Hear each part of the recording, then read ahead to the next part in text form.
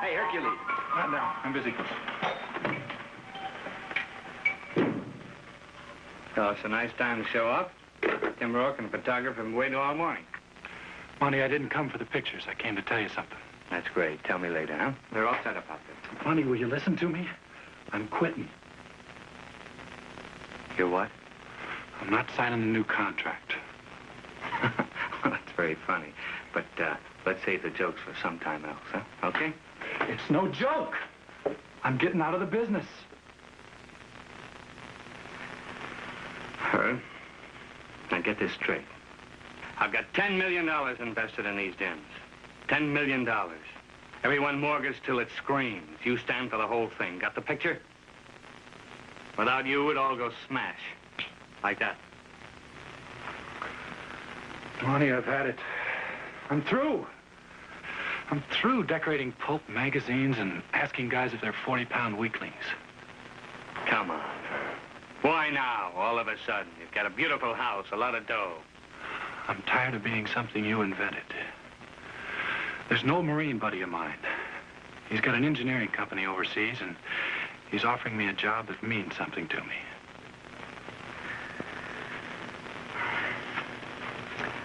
What kind of a job could you hold? And let me worry about that. There's nothing to worry about. Herb, you were a bum when I found you. You'll be a bum when you leave me. Herb, what do you want to do, kill me? I quit, Monty. Real easy.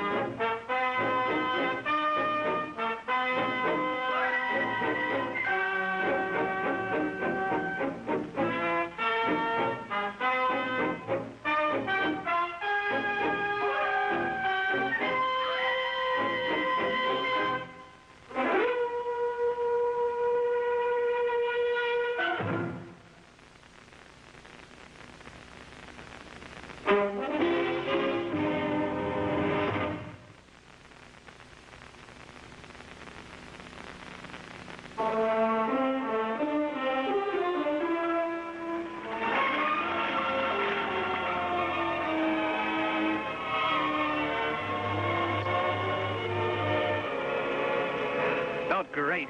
The old thing's coming along. When will we be able to show? Well, the doc says in a couple of weeks. What's the matter? You getting impatient? You know me, Bill. When I make up my mind to do something, I do it. Yeah, well, you got an education ahead of you. In the Orient, they're hot for fortitude and patience. You could ask my sister about that. When we get there, I'll start learning. And I guess you'll show them a couple of tricks, too. Hey, look, I got a lot of work to do, so I'll see you both in the morning. Right, Bill. Good night, Louise. Good night. Stars are pretty, aren't they? I'm not much of a stargazer. You know, they're different here from the way they were in Burma. They're warm here and friendly. Maybe it's the company. Well, that's a good thought. What made you go out to Burma in the first place? Big brother. I had to be with him. It seemed there was always somebody sick over there. If it wasn't malaria, it was dengue fever. And there was never anything to do. Herb, I hope this trip will be better. Hi, Herb. Hi, Jeannie. Nice evening, isn't it? Why don't you take a swim? Oh, well, thanks, Herb. That's awfully nice, but, you're busy. She's a nice kid. Don't you think it's getting a little cold out here? Yeah, maybe it is.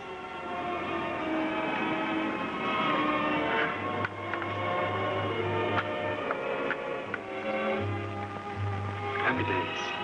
I think they're just ahead.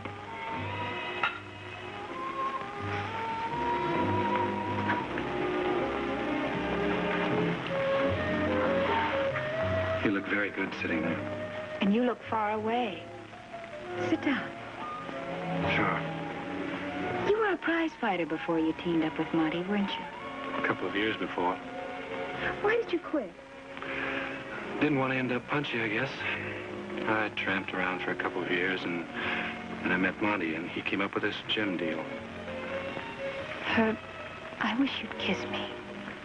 Pleasure.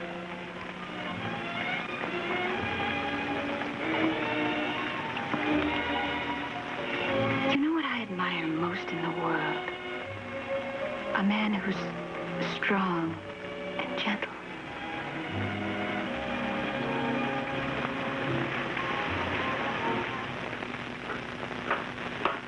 Louise? Look, thought you were sleeping. I woke up half an hour ago. I heard the record player. Oh, we like music. You're up to your old routine again, aren't you, Louise? No. No, this time it's different. You know, I think I'm falling in love with him. Oh, yeah, like all the others. Get out of my way. I'm not going to let you make a fool out of him. Well, he can take care of himself. Louise, do you want me to tell him about you? Do you want me to tell him exactly what you are?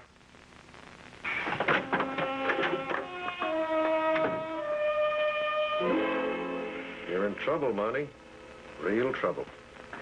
The boys and I bought in. We assumed that Hercules Troy went with the deal. Danny, stop bugging me, huh? Sometimes these things happen. But to me, they don't.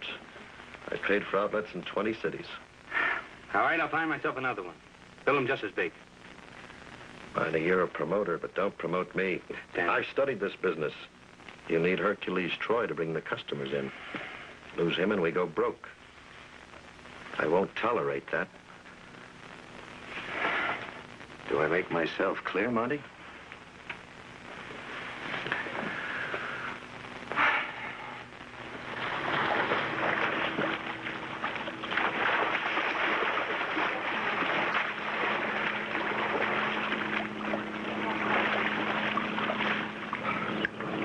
Good morning. Hi. How's the water? Watching you swim like this every day just exhausts me. Oh, well, it's what they call physical therapy. For my leg. You were hurt? Oh, in Korea, it started kicking up again. See ya. Good swim.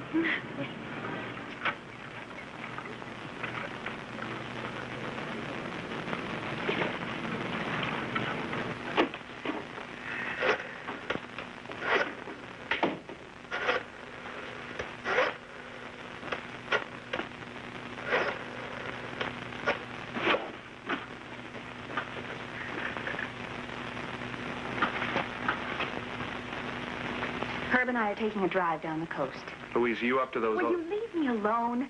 Well, you're as bad as Miller trying to run Herb's life. Well, now, somebody had better run yours. You're not capable of doing it yourself. Herb? I'll be in the car. No, I'll be back soon. Okay. Why don't you come with us? Oh, no. Thanks, Herb, I can't. Bill, maybe I'm not exactly what you had in mind for Louise, but... Herb, I want to talk to you about that. Shoot. I'll talk to you later. Just take it easy. Sure.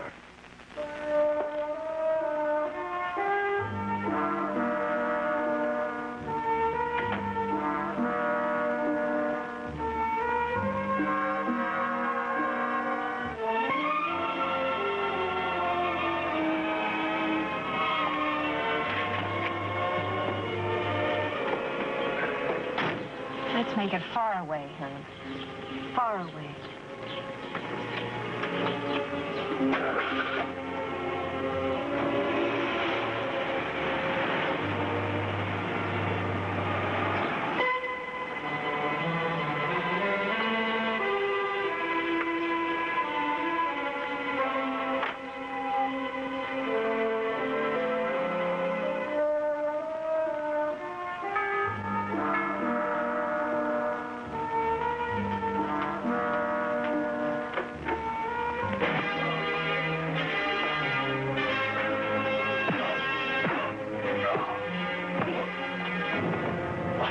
Hercules Troy back to work.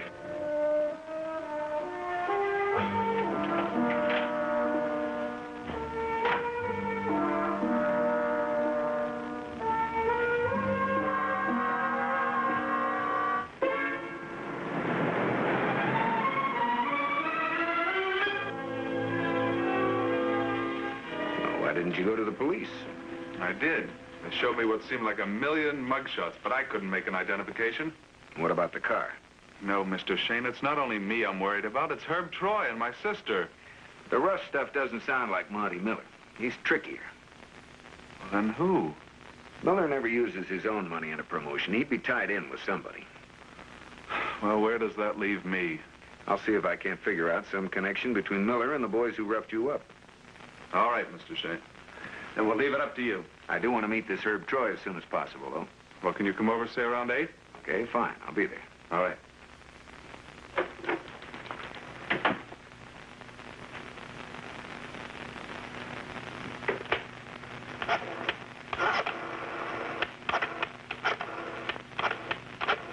Yeah, I'll take care of that. Now, hold it a second. I'll be right with you. Rourke. Oh, hi, Mike. I'm sorry, buddy. I can't. I've got a luncheon date at the yacht club. It's part of this recreation series. Ish, sounds to me like you're writing the biggest boondoggle in newspaper history. Listen, Tim, how about doing me a favor? I'd like you to pull a morgue on Monty Miller, all the way back. Miller, huh? Is he in some kind of trouble? Well, if he is, you'll be the first to hear about it. Okay. Thanks, Tim.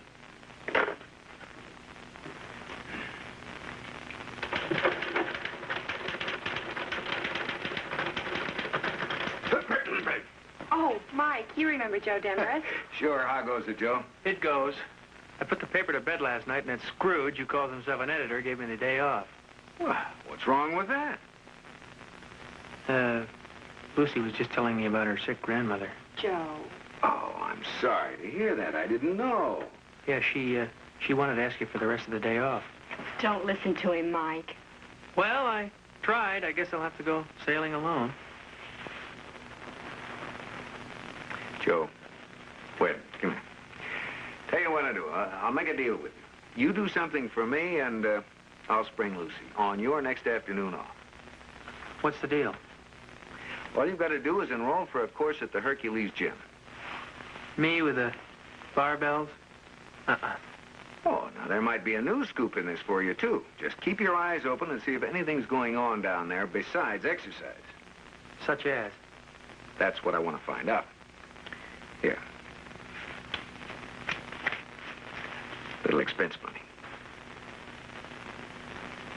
Rain check? Sure.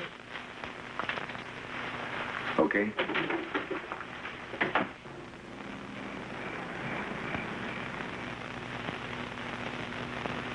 They should have been back hours ago. You happen to know the license number of their car? 9OR2712. Good.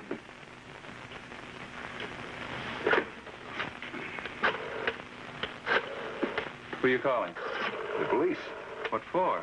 Check the beach area? No, Mr. Shayne, I wish you wouldn't. Well, why not? I just wish you wouldn't. Wait a minute. Maybe you'd better level with me.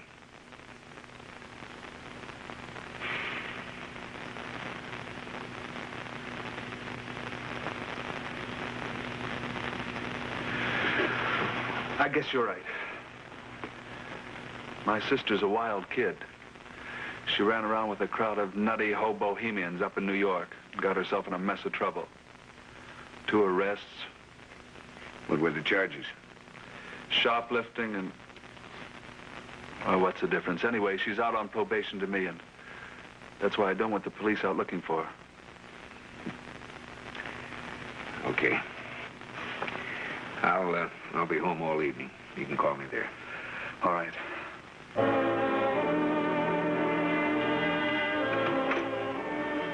Morning, Mike. Hi, Tim. Your personal news service with an item. Oh, something on Monty Miller? No, not directly, but his meal ticket's been kicking up his heels. You mean Herb Troy? Got a call from a friend of mine in Virginia Beach with an eye for publicity. Last night, Troy married Louise Kirk. They're still at Virginia Beach? Now, according to my friend, they left for Miami right after the ceremony. Come on, let's take a little ride. All right.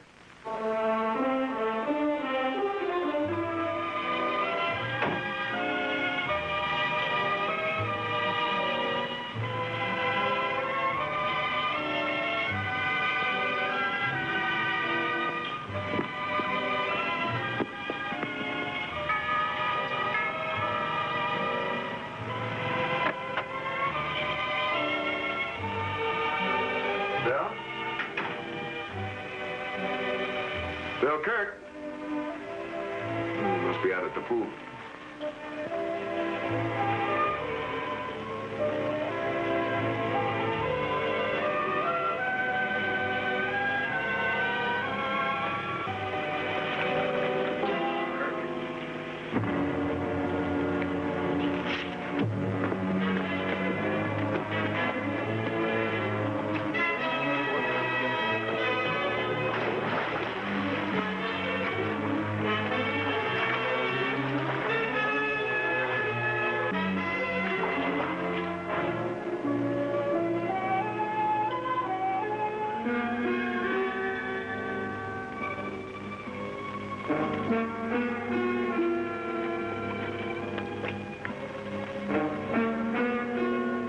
It's too bad, Mike. You gave it a good try.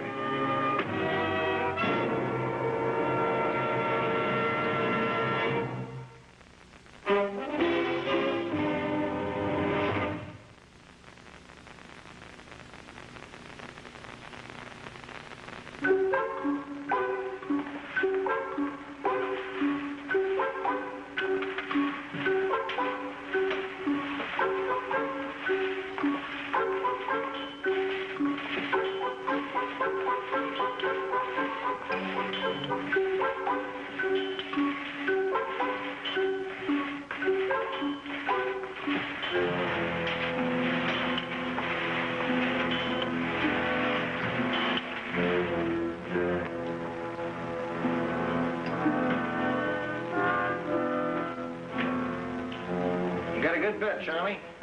Steamroller looks like a cinch.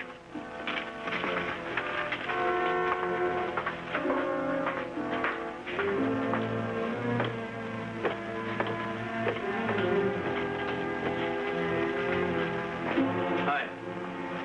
Something you want, mister? A little action. Exercise room's out that way. All that got me was an aching back. I want Laddie Boy in a fifth. How much do you want to go for? 20? Can you handle that kind of action? Are you kidding? Mister, by the time you find the 20, the race will be over.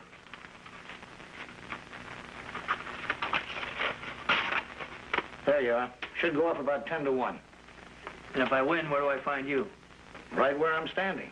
I'm here every day.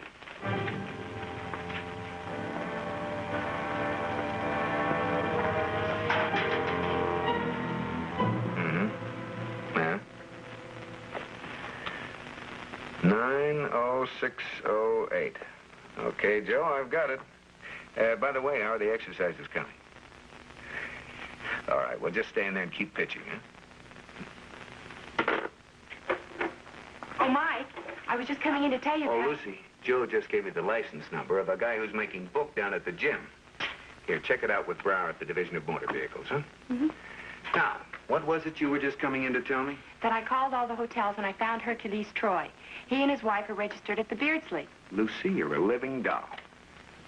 Now, if Gentry calls, tell him I'll be over at the Beardsley, hmm? You didn't let me finish. He just called. They're doing an autopsy on that poor Mr. Kirk. In that case, have him call me there when they get the results. Okay.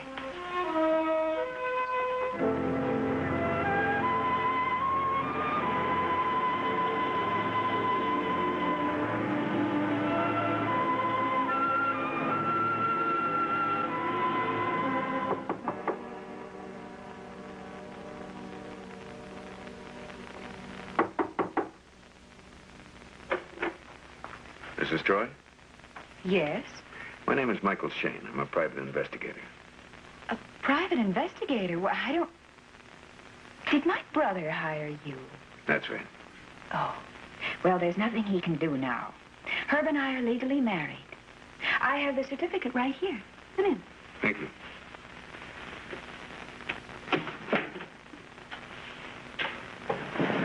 Mr. Shayne? Mr. Troy? I heard you talking to my wife. I've heard a lot about you. I'm surprised you'd take a job like this. Like what? Checking hotel rooms. This should take care of my brother's suspicions. Virginia Beach. What time did you get married? Midnight? And when did you get back here? A couple of hours later. Have you talked to Bill at all since then? No. Mr. Shayne, you've got the picture now, if you don't mind. Mrs. Troy, your brother was found dead this morning in Herb's swimming pool. Dead? Bill dead? An autopsy is being performed right now at the city hospital.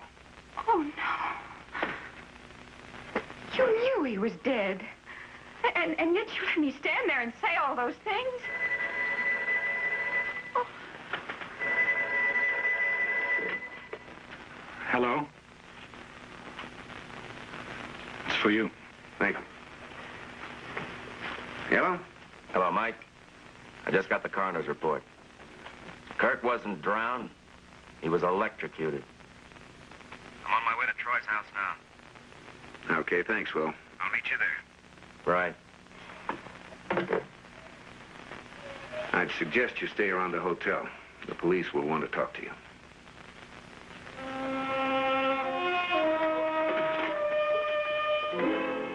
I feel terrible, Lieutenant, just terrible. If he'd only call for help. I know how you feel. Now, tell me, did you see or hear anything? No, I've been home alone. Daddy's on a fishing trip, so I slept late. All right, Miss Harlan. That'll be all, thank you. If there's anything I can do. We'll call you.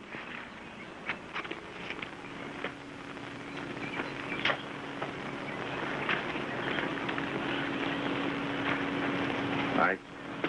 Who is she? Lives next door. Heard no evil, saw none.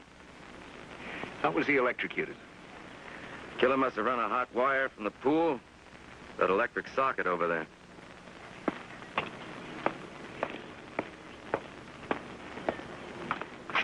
Yeah, that must have been it. Anyone using the ladder to climb out of the pool, they've had it. When you found the body, didn't you see any wire around? No. Now, wait a minute, Will. There was a towel hanging on that ladder, and those rubber mats there. Yeah, that would have concealed the wire. Pretty neat. The neatest part was making it look like death by asphyxia. Without the autopsy, it would have passed for an accidental drowning. You found the wire yet? No, still looking. Oh, the pool service man left this work record. Let's go have a talk with him.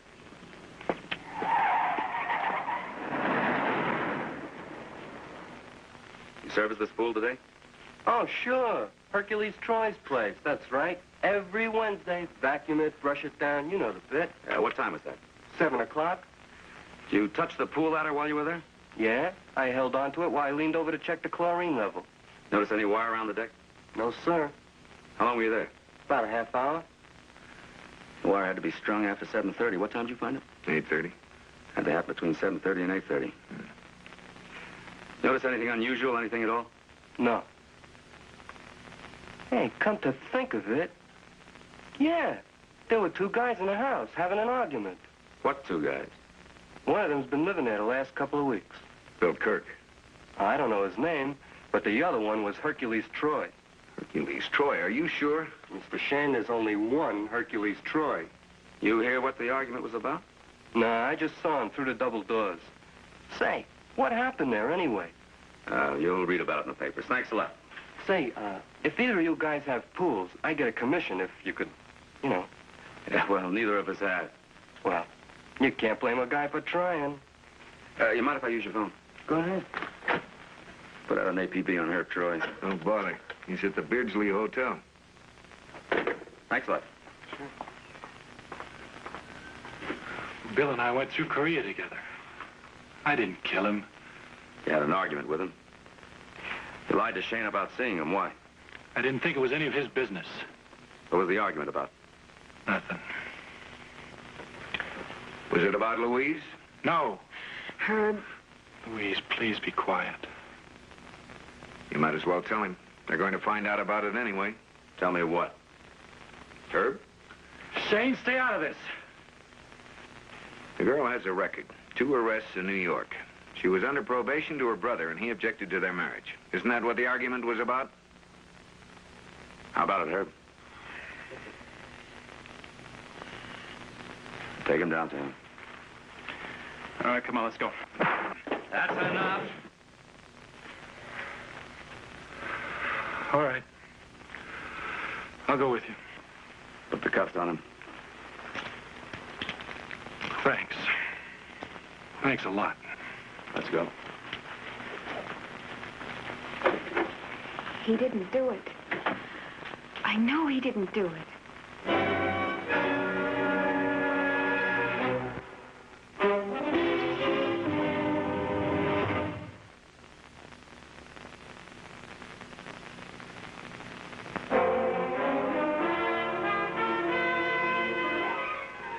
The only reason I went over there was to let him know we were married.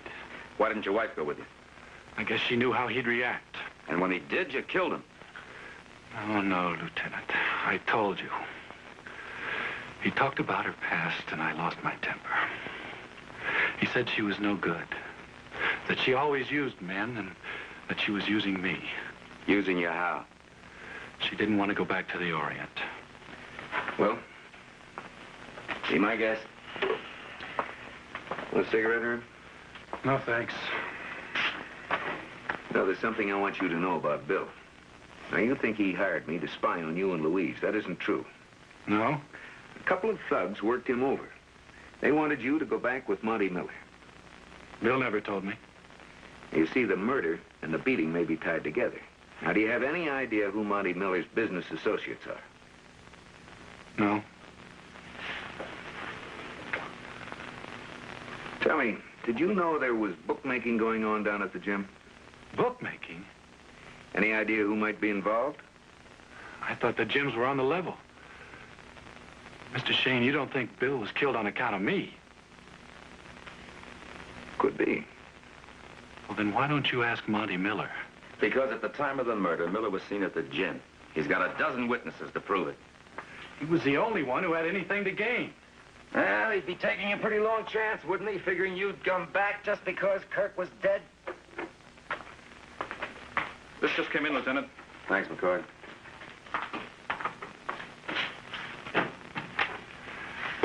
I wired New York for some background on the Kirks. Seems he was worth $200,000. Now it all goes to her and you. Do you think I killed him for his money? That and the girl add up to a pretty good motive in my book. Homicide, Gentry.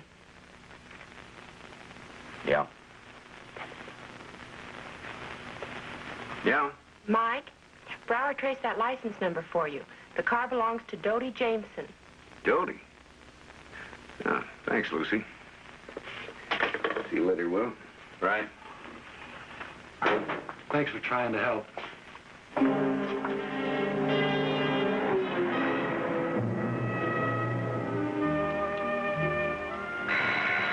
Come in.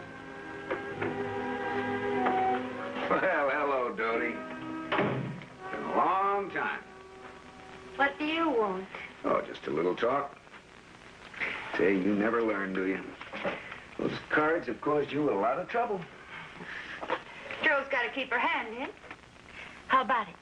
$10 minimum? Yeah, I'll go for 20. You're covered. Say, that's some nice furniture here. New friend? Can't control that nose of yours, can you? Stand or hit. I'll stand.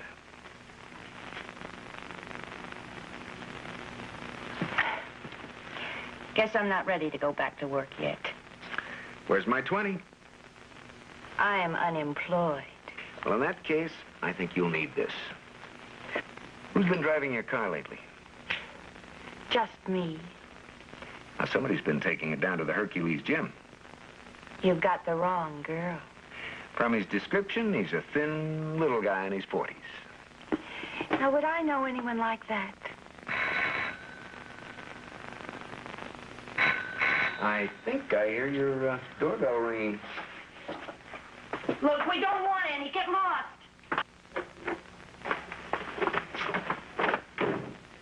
A thin little guy in his 40s. Is that a crime? Let go of me. I've got the wrong apartment. Look, there's a murder rap floating around, and it'll be a lot better if you cooperate now instead of later. A murder rap? Who are you, a cop? Meet Mike Shayne. Mel Steele. You've been making book down at the Hercules gym. Now, who are you working for? Monty Miller or somebody else? Myself. I've already got a witness that can send you up for a year. More if you've got a record. I work for Danny Fleck. That's better. Shayne, play it square, will you? You tell Fleck where you got it, and I'll end up dead. Bye, Doty.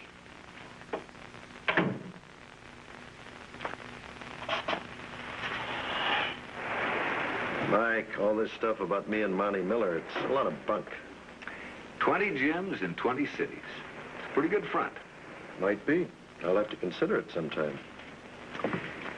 Danny, where were you at 7:30 this morning? Home sleeping. Can anyone verify that? I'm a bachelor. And when I tell Homicide about you and Miller, they're going to be right over here asking questions. Now, why don't you save yourself some time and trouble? Look, I don't know any Bill Kirk. Why would I want to kill him? To get rid of him. So you and Miller could work on Herb Troy. Shayne, if I was going to kill someone, I sure wouldn't electrocute them. I'm sensitive about the method. Don't wear them out.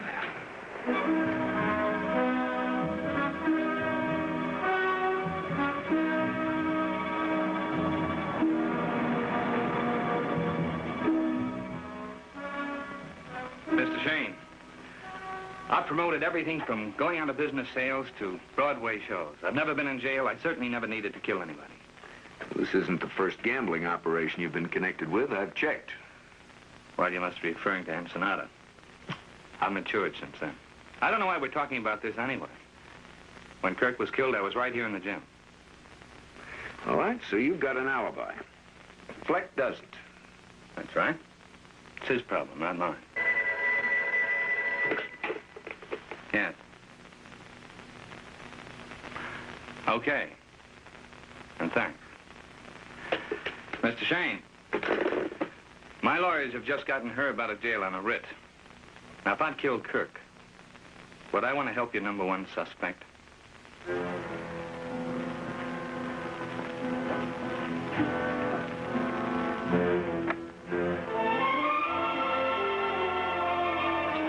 Herb, I was so worried about you.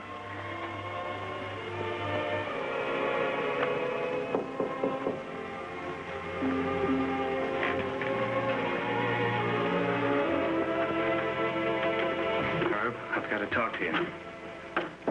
I guess I owe it to you for sending your lawyers down. Mrs. Troy, I want you to know I had nothing to do with Kirk's death. The police have already established that. Herb, I'd like you back with me. Double your former salary, plus a percentage. Forget it. Well, you're not going to Burma now, and you've got a wife to support. Get out. Herb, you won't find it so easy to make a living now. Mrs. Troy, perhaps you could explain things to him. Mr. Miller, there's something that you should know. We don't need you or your gyms. My brother left us a great deal of money. I see. Well, I guess I can't fight that, can I? Herb, if there's anything you need... I won't.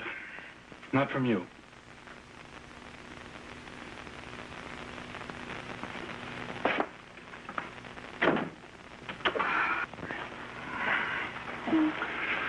Honey, it's been bothering me ever since I heard about Bill. When I left the hotel this morning, where were you? Well, you don't think that I... Louise, if Monty didn't do it... Well, Monty has friends. Herb, I didn't even ask you. I wouldn't. Oh, trust me. Please tell me that you trust me. Sure I do.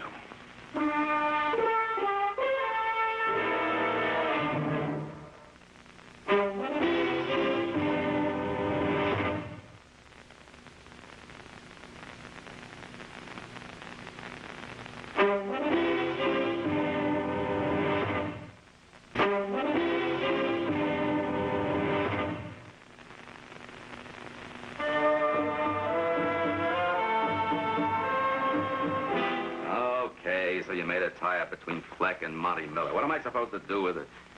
Bring in Fleck. What for? Bookmaking? It's not my department. Besides, what makes you think your friend Mel Steele would testify in court? Oh, it's been known to happen. Oh, sure, and Cinderella married the prince. Oh, come on, Mike. You know as well as I do that Fleck could be sprung in less than 2 hours. Lieutenant, they just found this. Where? Some kids were playing with it near a storm drain a couple of blocks from the house. Any chance of running a trace?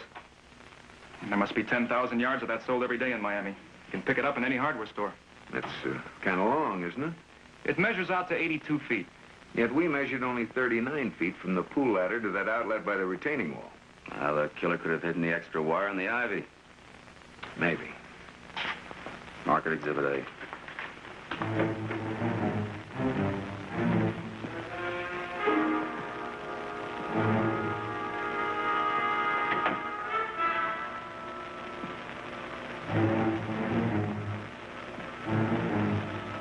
Is that you, Herb?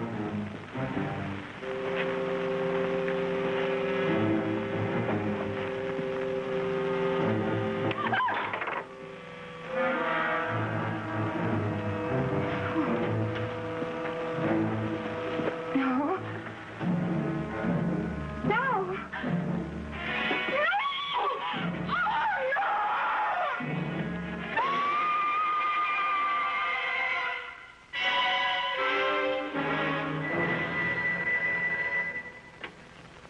Yes?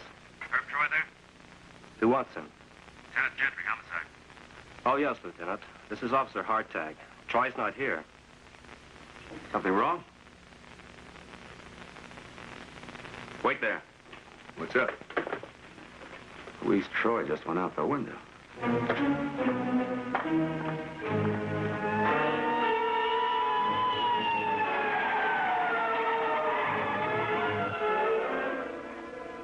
It'll be all done, thanks.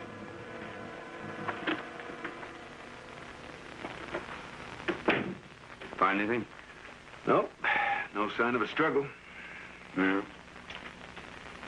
Guess it was supposed to be a suicide. You have a hard job proving anything else. Just as Kirk's death was supposed to be an accident. Hello, Herb. Oh, Mr. Shayne. What are you guys doing here? Where's my wife? Suppose you tell us. I don't know. She was here when I left. Where'd you go? I don't see why. The airline office. What for? Louise and I are going to New York. Got the tickets? Let me see 'em.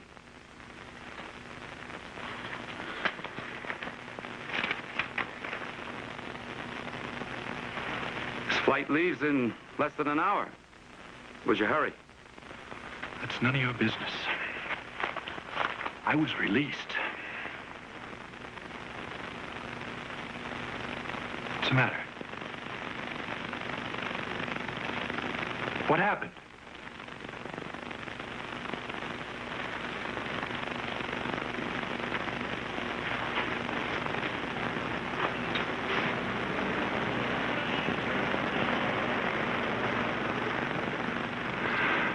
Louise?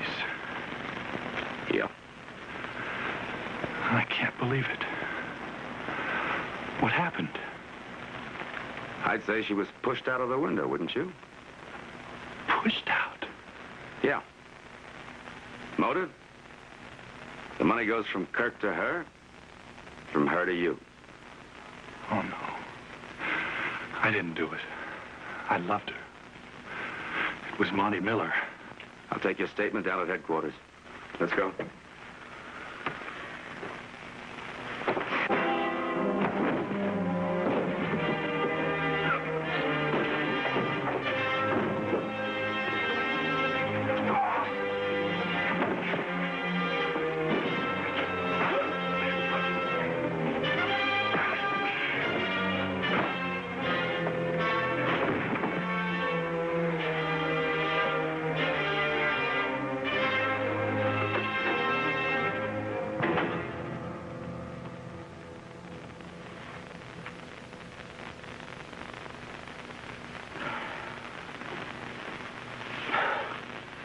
You all right, Will?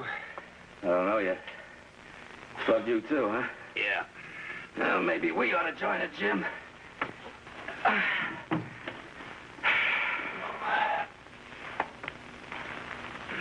Where's my gun? You must have taken it.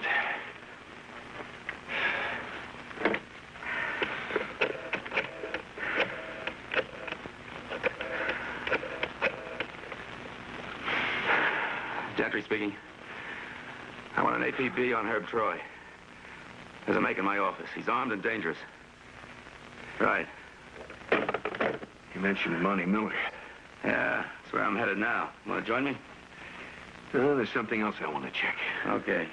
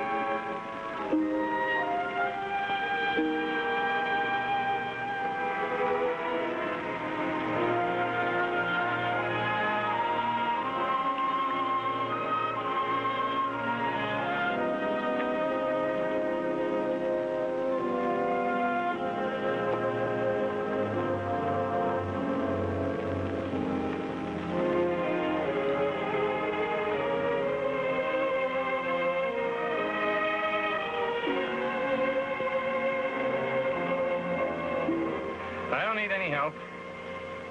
I never did anything to Troy's wife, and he knows it. He's liable to come here anyway. What? Throw suspicion off himself. Trying to get you would make him look innocent. She's not that smart. That could be a mistake a lot of people have made about him.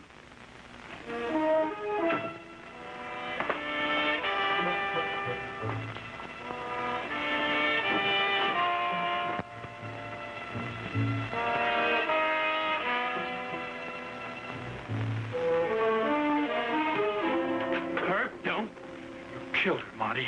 Let's have it. Let's have it.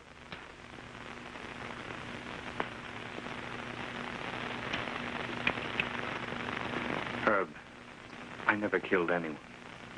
We're not through yet, Monty. Hi, what are you doing? Oh, hello. Well, you're the girl next door, aren't you? I'm Jeannie Arlen. I'm Mike Shayne. Have you been home all day? Oh, yes, with all the excitement and everything, I just couldn't go to work. Have you seen anyone around here? No, I didn't actually see anyone. Of course, the pool service truck was here. That was about 7 o'clock this morning. Oh, no, it was 9:30. 9:30. Are you sure about that? That's when I got up? Did you mention this to Lieutenant Gentry? No, I didn't think it was very important. He had asked me if I had noticed anything around here between 7 and 8:30, but I was asleep then. Yeah. Did you see the pool service man? No. Is there something I can do? Yes, there is.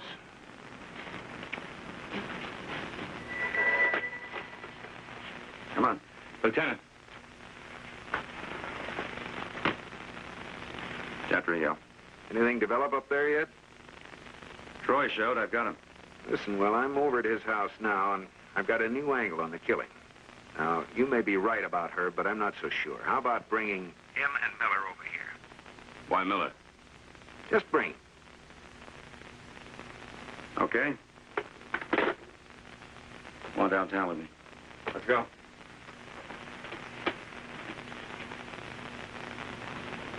All right. Now, we know that the wire that electrocuted Kirk was fastened to that ladder. Run along under the rubber matting, along the grass up to here. Now, it could have been plugged into this socket. But it might have been hidden in the ivy and run on up to that window there.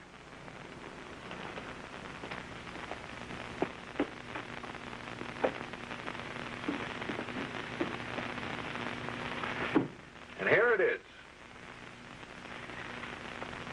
killer could have plugged it into this wall socket. But as you can see, there's enough line left to reach this clock radio, where he plugged it into this automatic timer. Why? Why would anybody want to go through all that trouble?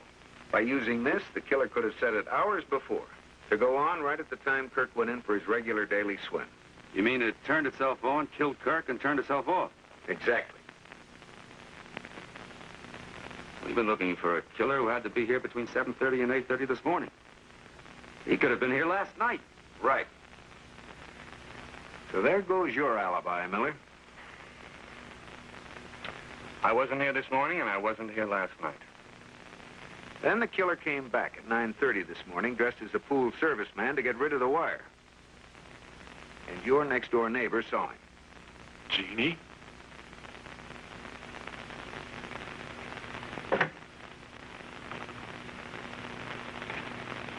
Which one was it, Jeannie?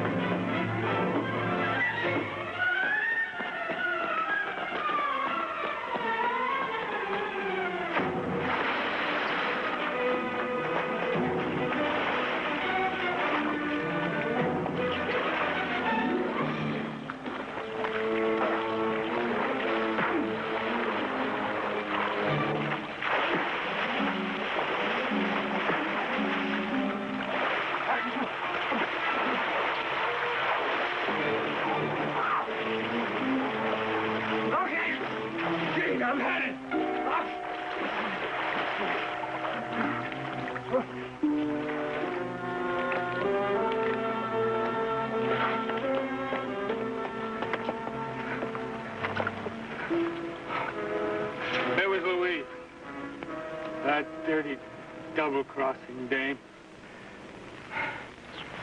Kill my brother, she said, and I'll deliver Herb. I did. Then I went to the hotel, and there she was, sitting in a catbird seat. She had the money, and she had Herb. She told me she wasn't about to let him go. I wasn't going to take that from any dame. You know the rest. Shayne? If you knew it was me all the time, why'd you put me through the ringer? I knew how, but not who. You gave me the answer.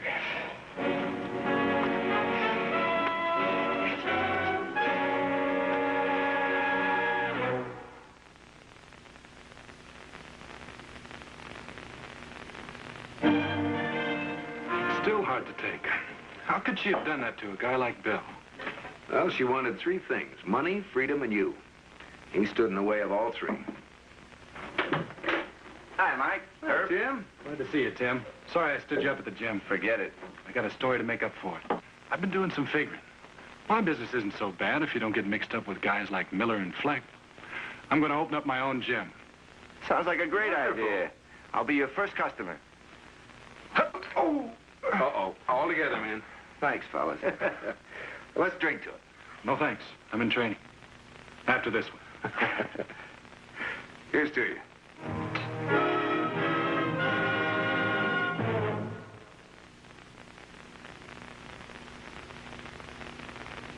Here are some exciting moments from next week's Michael Shayne mystery.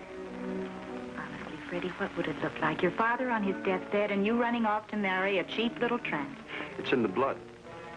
My father married one, too. Watch your mouth. Vinnie? Barney, there's a fireplace. And on that wall, there's a gun case. With pistols and rifles. Mr. Endicott wouldn't have left you without a reason. Mr. Shayne, this is Mrs. Endicott. Has my man been to see you yet? Yes, he has. The mood he's in, I'm afraid he might kill Freddie. Come on, Shayne, hurry up. He's killed before.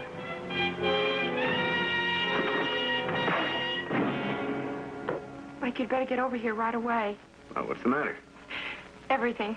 Please, Mike, hurry as fast as you...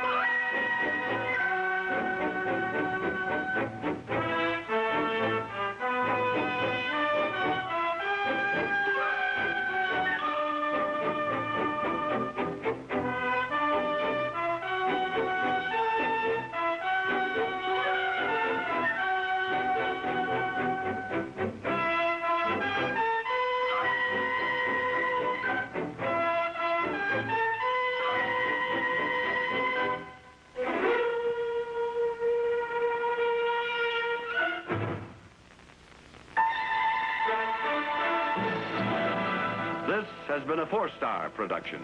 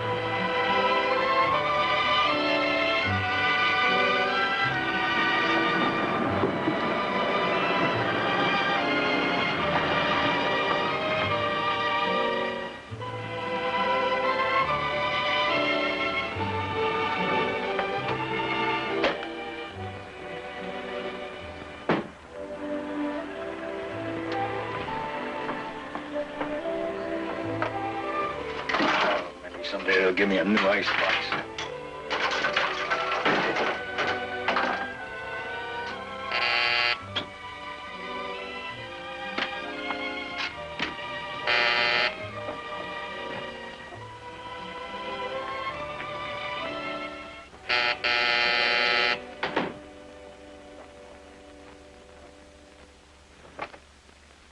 Relax, Wally. It's only your wife. Hey, baby.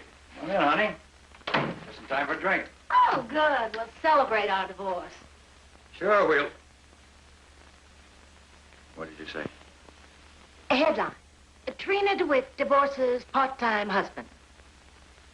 And now, how about that drink?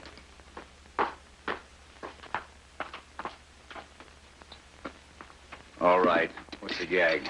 Another one of your press agent's gimmicks? Oh, this one's my own. Best-selling novelist divorces deadbeat. That better?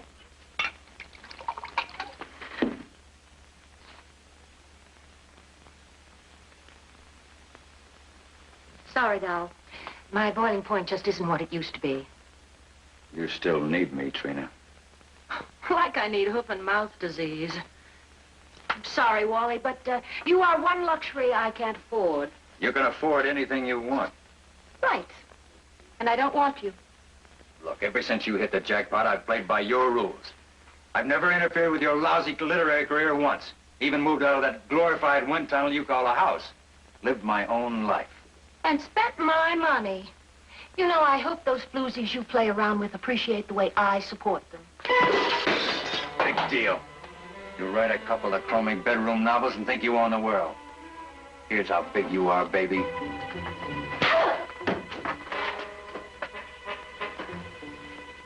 Don't come near me, Wally. I swear. You touch me again and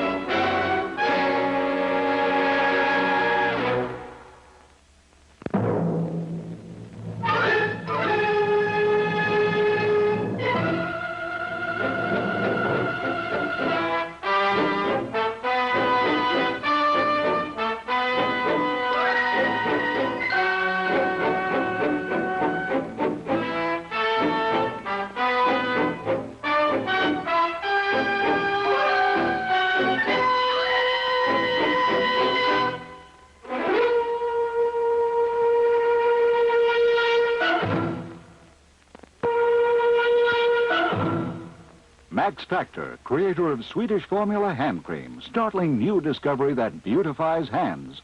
And Oldsmobile, in behalf of Oldsmobile quality dealers everywhere, and new king-sized Philip Morris Commanders, made a new way on a new machine, present tonight's Michael Shayne.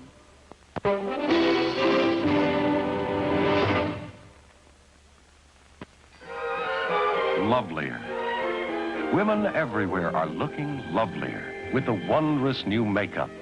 A makeup so sheer that all you can see is the beautiful difference. It's new Sheer Genius, a complete makeup in a tube by Max Factor. Sheer Genius never looks shiny, never looks powdery. All you can see is the beautiful difference. Discover the beautiful difference yourself. Sheer Genius in new liquid form is so easy to use, glides on your face practically by itself. So sheer, glamorous, it softens the natural look with a finish more delicate than powder. Hours later, your complexion still feels flower fresh, for this makeup keeps pampering your skin. It feels so good to be beautiful.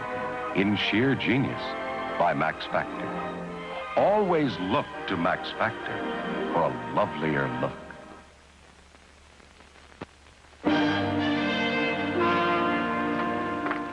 Oh, Miss DeWitt. Well, Miss DeWitt. You remember the last time you phoned my office? Mr. Gentry, You reported a murder. Described the victim down to the last detail. Please, please, Then, this time... after you'd had all the headlines you wanted, you announced that the victim was a character in your latest book. You know something? I think you're doing the same thing again. Yeah, the call came in at 12:50 over an hour ago. What? What were you doing during that time, Miss DeWitt? Conferring with your press agent? I've been driving around trying to find the courage to come in here. Wasn't it last year you were kidnapped? Last July, it's in the files. Your press agent had the ransom note, all the instructions. We followed them step by step. They led us directly to the bookshop where you were autographing your latest novel. Mr. Gentry, I'm telling you, my husband is dead. When does your next book come out, Miss DeWitt? Look at me. Do I look as if I'm playing games? Yes, I think you are. However, we'll check it out. Only if this is another one of your cheap publicity stunts, I warn you. Mr. Gentry, he's dead. Can't you understand that? He's lying on the kitchen floor with an ice pick in it. All right. Let's go.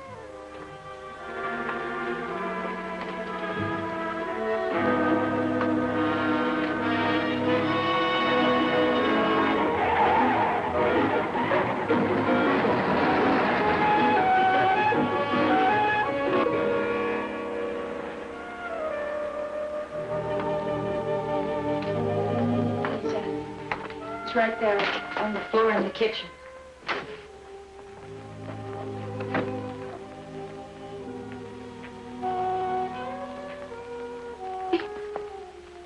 He was right there.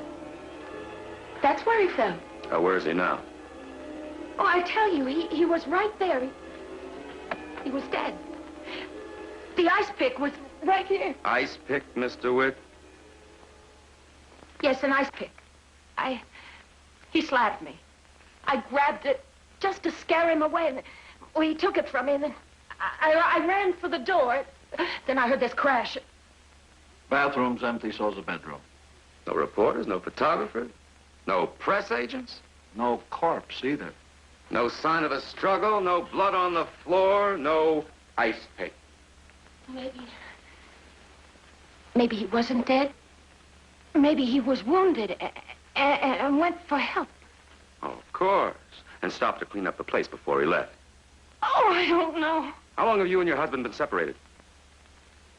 3 years. And he doesn't stay at your home at all, alive or dead? No. Phone number, please. Union, 52489.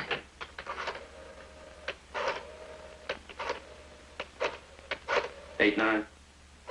89. Anyone there now? My secretary, probably. DeWitt residence? I'd like to speak to Mr. Wally Fay, please. Will he be in later? No, thank you. No message, that's all. No. No, he couldn't be there. He isn't. He just left.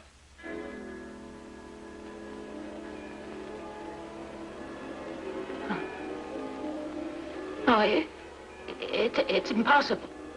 Your secretary said he just stopped in a few minutes ago. He had a date to meet you for cocktails.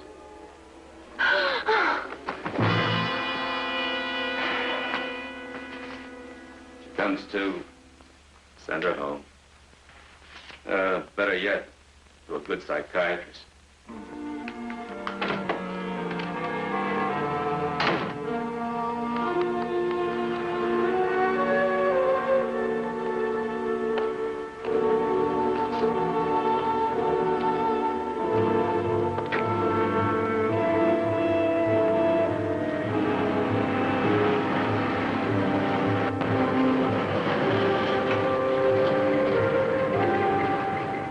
Trina, where the devil have you been? I've been waiting for you for over an hour. I'm sorry, Murray. Sorry, Trina, my sweet. I don't think you understand. We had an appointment, an interview with the literary editor. Murray, I said I'm sorry. And what am I to say to the people you stand up?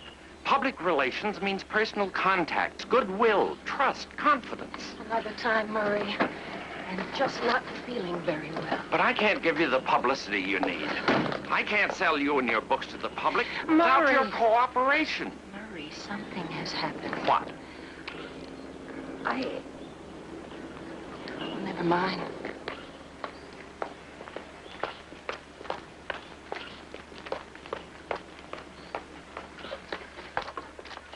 What's the matter with your key? Nora's home. Trina, doll, if your ever-loving secretary were home, would I be waiting out here? But well, how long have you been waiting out here? Exactly 1 hour and 14 minutes. Then who answered the phone? What phone? About 20 minutes ago, Nora answered the phone and... You're not making a grain of sense, darling. You haven't been drinking, have you?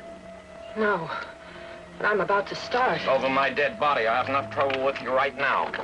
Look, Murray, be a good little press agent. Publicist. Whatever you are, get lost.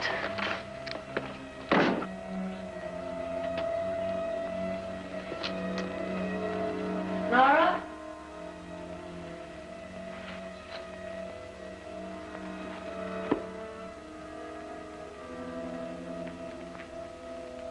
Nora?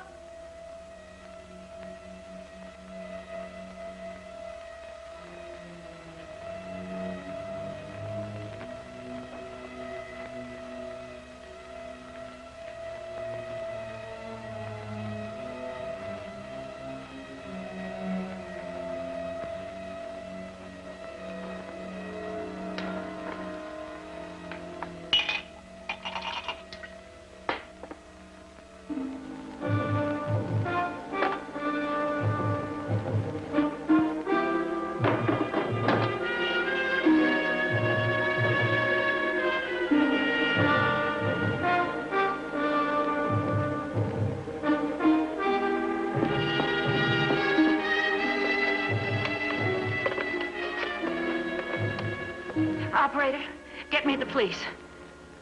Operator, never mind. Cancel it.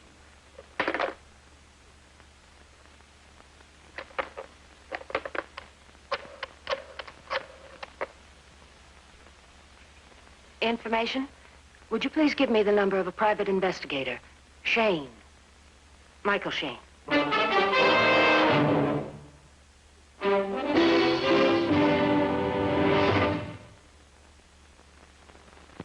What in the world is new?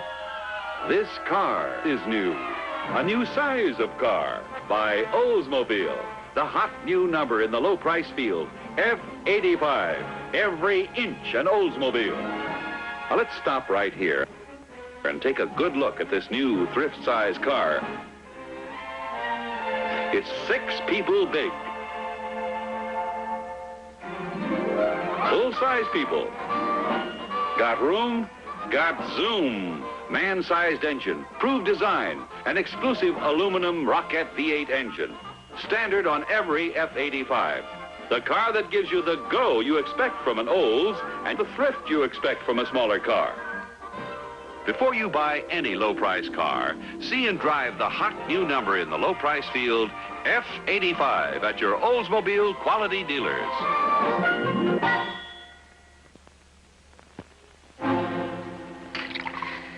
I know what you're thinking, Mr. Shayne. Cheap novels, expensive flings, too many headlines, too much success. Madcap Trina has finally flipped her wig. It's gone. Everything's gone. Jewels, bonds, securities, Wally, Nora. Maybe my little old mind's gone, too. Does your secretary know the combination? Oh, Nora wouldn't steal from me. She's my closest friend, more like a sister than a secretary. She's gone, and so are the valuables. When did you realize that she'd left? When I talked to Murray. Who? Murray Holt, my press agent. Excuse me, publicist. He got here about 1 o'clock. Place was locked, empty, nobody home. But someone answered the phone when Gentry called. About 1:30.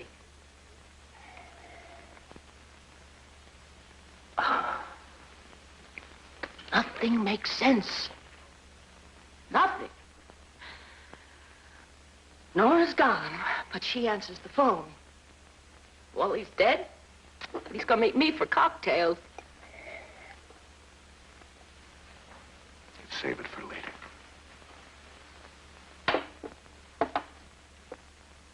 Nora wouldn't steal from me. Would she, Mr. Shayne?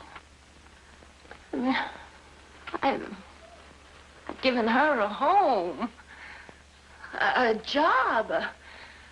I've treated her like part of the family. Does she know your husband? She despised him. Good old despicable Wally. I know he's dead. I saw him there on the floor with the ice pick.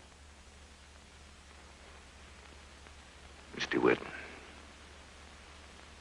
if he is dead, and if I find him, you may be held for murder.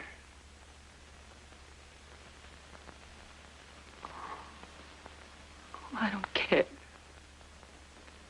It'll be better than what I'm going through now. Oh, help me, Mr. Shayne. Please. Please. Please.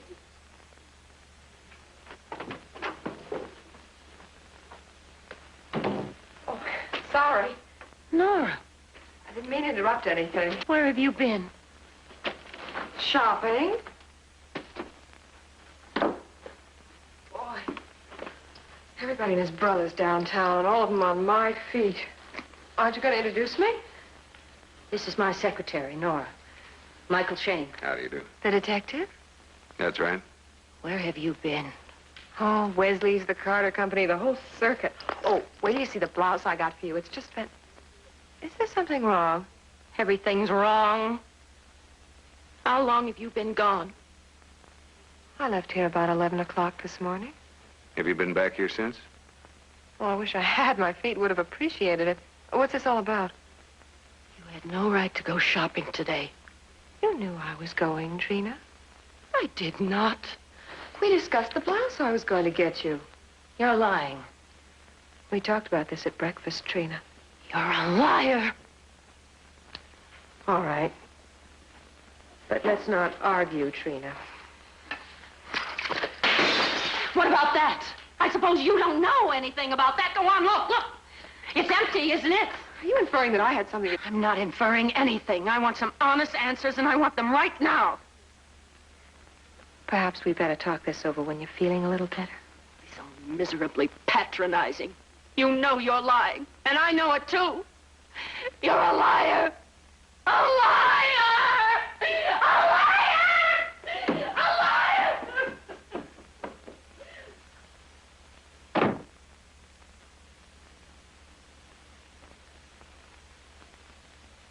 Cigarette?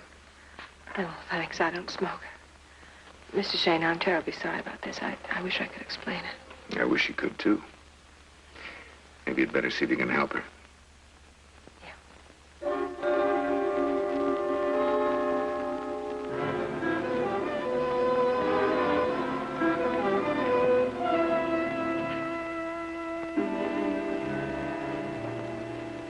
How is she? Resting. I gave her one of your tranquilizers. I could use one myself. Cigarette? forgot. Mr. Shayne, I'm very worried about Trina. Yeah, she's had a bad day. She's had those before. Capri, Monte Carlo, Acapulco. Any place. Any language. A few too many drinks and the sky begins to fall. There's never been anything like this. Why do you stay with her? Because the sky isn't always falling. Trina can be very nice. Lots of fun. Lots of fun today. She reported a murder and we can't find the corpse. A murder? Her husband, Wally Fay. Oh, that's a terrible thing. And her safe was emptied. Yes, I know about that, but do you think Trina killed Wally? I'm not sure that anyone did. If he is dead, someone is hiding the body. Why would anyone do that? It's a very good question. And if he's alive, he has his own reasons for hiding. The robbery? Maybe. He could have rolled over and played dead to frighten Trina away, and came here to rob the safe. I suppose he could have learned the combination. So could you. Are you accusing me? Someone was here about 1:30. She didn't answer the doorbell, but she did answer the phone. Said it was you. First of all, Mr. Shayne, at 1:30, I was caught in traffic on my way to the Carter Company. Secondly, if I were helping someone rifle a safe, I most certainly would not announce my presence on the telephone. I know. I just wanted to hear you tell me. Oh, boy, what a day. First Trina calls me a liar, and then you call me a thief. What's happened to everybody? I would like to take a look at Wally Fay's apartment. Does Miss DeWitt have a key? She's been paying his rent for years. That's one privilege she insists upon. Here. Thanks. I'll return it. Is there anything else I can do? Yes. Keep the sky from falling.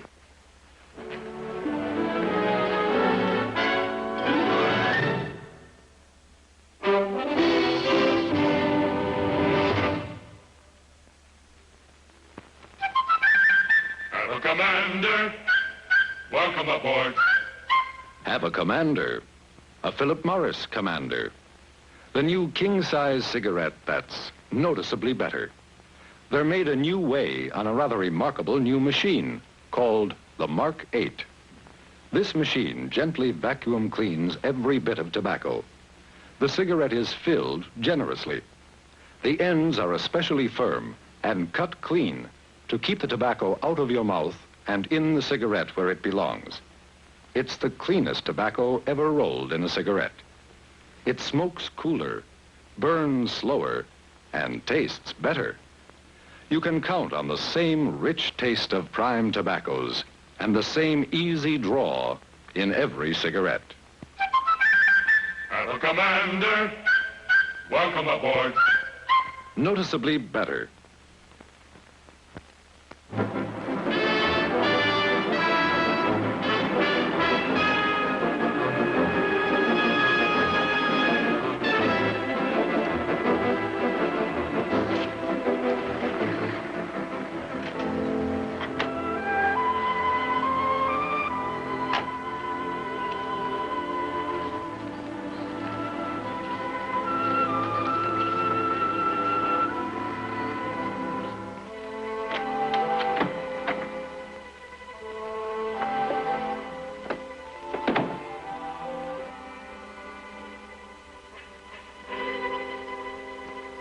That you, Wally?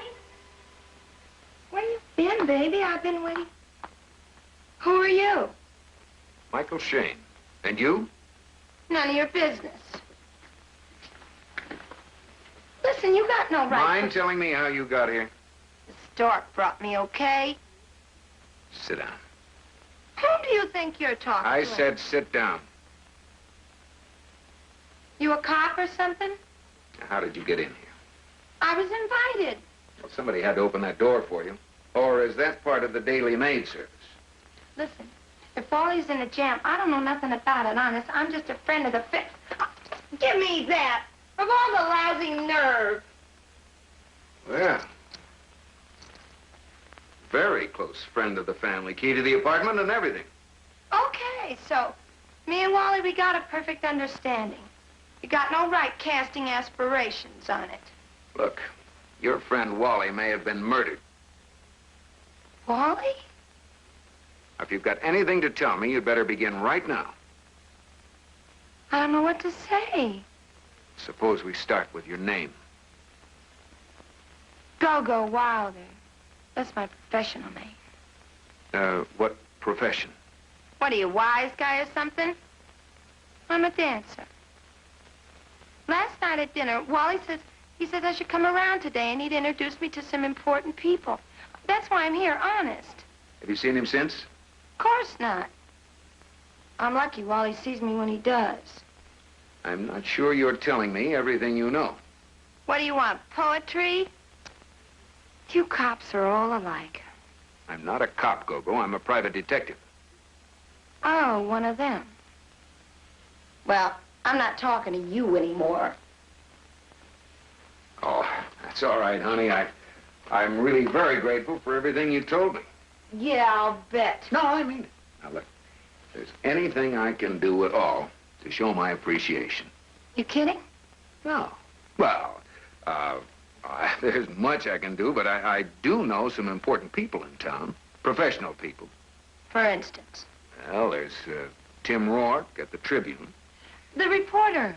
Oh, I've seen his name on lots of stories. Sure. Well, he's always looking for interesting people to interview. Say, a girl like you would make a terrific feature story. Yeah. Trials and tribulations of an undiscovered star. How about that? Listen, I could really tell him things. I'll bet you could. I'll call him. Now? Sure. Maybe he'll come over to my office to meet you.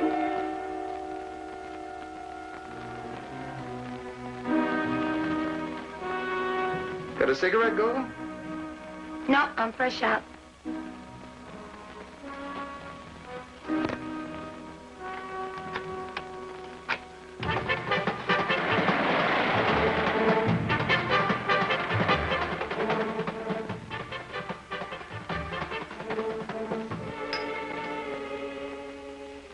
I wouldn't have missed meeting you for the world, Miss Wilder. Honest, I didn't think a private eye had such nice congenital friends. Believe me, Tim, Go-Go's got some fascinating angles. So I see. As a dancer, she could supply some very useful information. Of course, if you're busy, Mr. Rourke, we could always make it in the evening. That's a good idea. Didn't you have a story to cover tonight? No. But this is business, Tim. Get your work done during the day. Save the night for more relaxing activities. With Go-Go, of course. Let's go, yeah. Oh, wait a minute, Go. You can't go looking like that. You know what? Your mascara's all smeared. Yeah, right here.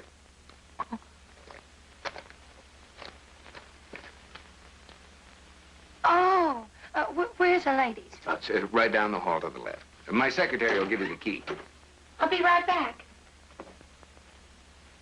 All right, Cupid, what gives? Can you keep her occupied for a few hours? Well, I can give it a try. I mean, as long as possible. And if you have to leave her, then drop her off at Lucy's apartment. I live in a respectable building. All right, so you sneak her up the back way. What do we talk about? Well, girl talk. Now, somewhere in Go-Go's air-conditioned brain, she may have the answers that I'm looking for. I can't force her to talk, and I can't hold her without kidnapping her. Is she that important? She may know more than she wants to tell me about Trina DeWitt's husband. He may have been murdered. Wally Fay? Well, that's almost a public service. And Trina could be the killer. That'd be page one, Mike. Not yet. On the other hand, it sounds more like a Murray Holt special. You know, he'd send his mother into space for a publicity break. Would he protect a client from a murder rap? A client like Trina DeWitt? He'd commit a murder to protect her. She represents a fortune to him. Her books sell in the millions in 9 different languages. Including profane. All set, Tim. All set. Go-Go. Thank you, miss. Bye. Into the valley of death, the road to 600.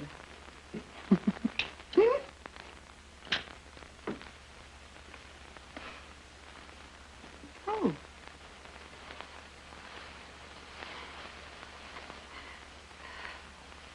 thanks a lot. Thank you. What are you doing? I found this cigarette butt in Wally Fay's apartment. Think you could tell me the brand of the lipstick? No. It'll be too much trouble to run it down. Well, let's put it this way. Impossible. Ah, that's what I like about you. Full of enthusiasm. But, Mike, there's 1 million manufacturers in town. All of them beating the bushes, trying to find a new brand idea. Anything to pull the poor, innocent female up to the cosmetic counter. Look at me. 1, 2, 3, 4 lipsticks. All different. Yeah, but this color, it's a little offbeat, isn't it? We never say color, never. Shade. Well, I can't think of a thing that can't be broken down into its chemical components. That's where we'll start. By we, I assume you mean me. You're so right. Have you got an envelope? Mm-hmm. Now take this over to Brazier's chemical lab and have it analyzed. All right. Hey, if I find the right shade and brand, can I buy myself a new lipstick? Sure, go ahead. Ah. Sure, money.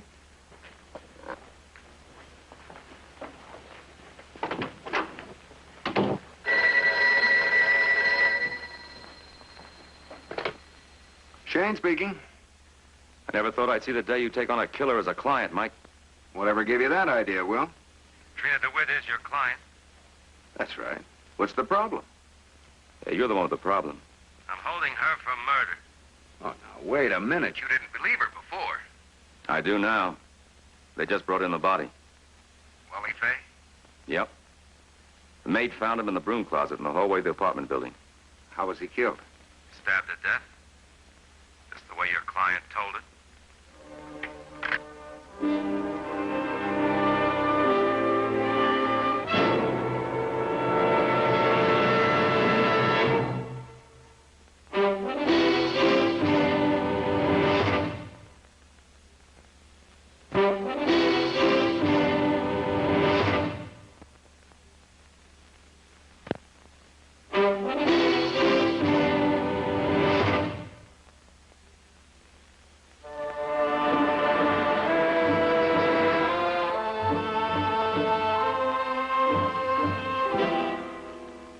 Mr. DeWitt?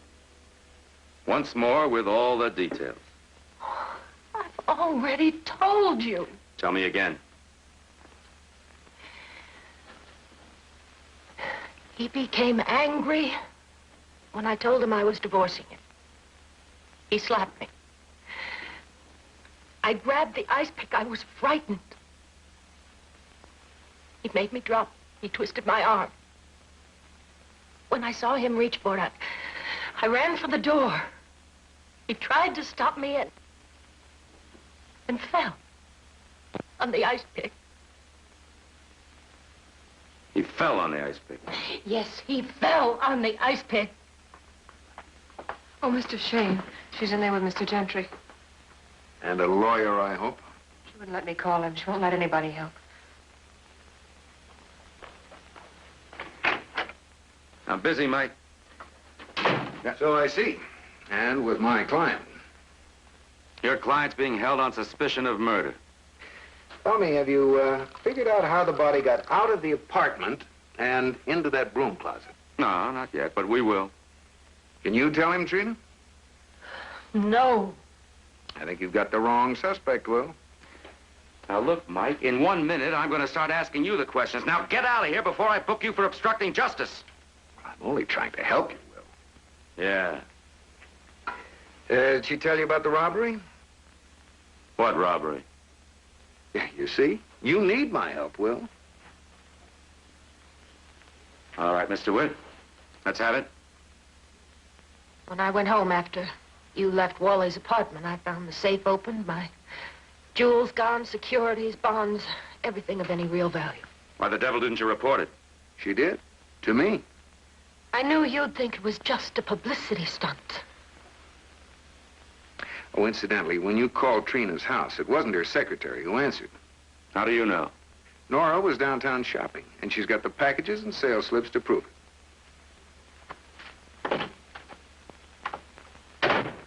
Trina, where can I find Murray Holt? At his office, probably, or at Henri's. He does most of his table hopping there. Good. Maybe he can tell us what Gentry wants to know. Mike, you're really trying to help me, aren't you? Does that surprise you? I've never let anyone help me before. Now I need all the help I can get. Including Murray Holt.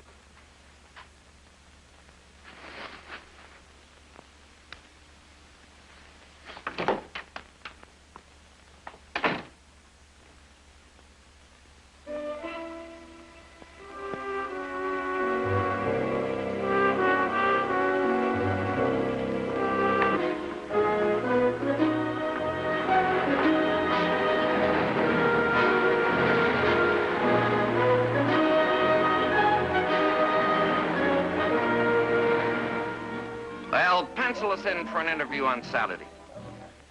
Sorry, doll baby, that's the best we can do. Trina's meeting with some Brazilian publishers on Friday. Firming up the South American rights, you know. Okay, we'll leave the slot open for you and finalize it later in the week. Mr. Holt? Later, baby, I'm busy. Get me Miami International Airport, Brasilia Airlines.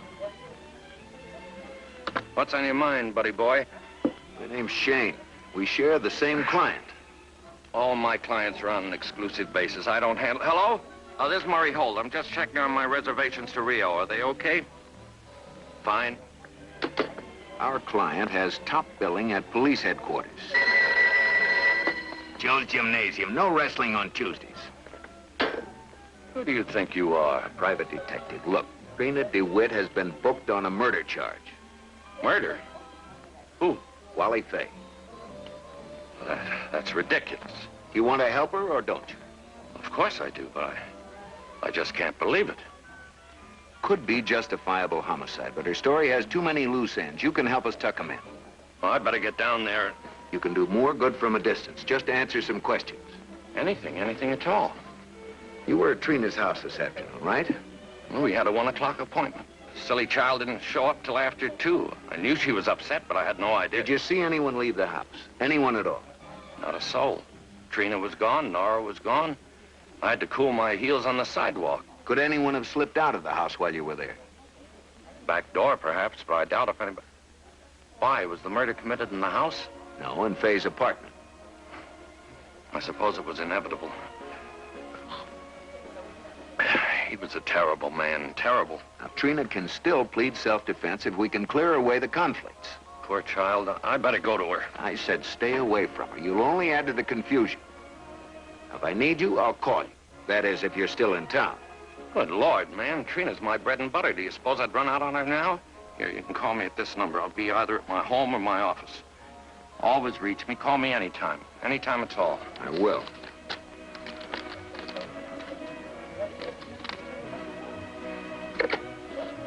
Get me the overseas operator. I want to talk to Madrid.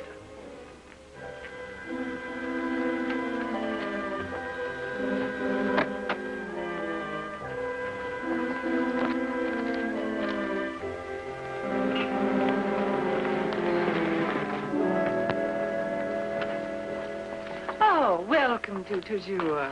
Thank you. About you, I sent something functional, basic but wholesome. Well, I make an effort. Oh, you are droll, too, n'est-ce pas? Well, at the moment, no. Right now, I'm probably what you would call de trop. You see, I have this here that I must match. Oh. With the shade, that is. Oh, but madame. Mademoiselle, unfortunately. But this is terribly important. It's a French import, I believe. Very expensive and very chic. Oh, of course. Oh, but that shade is not for you, my dear. That's for the personality fantastique. Yeah, I know. It's for my boss, and he has a personality très fantastique. He? Yes. He's a private detective. Oh.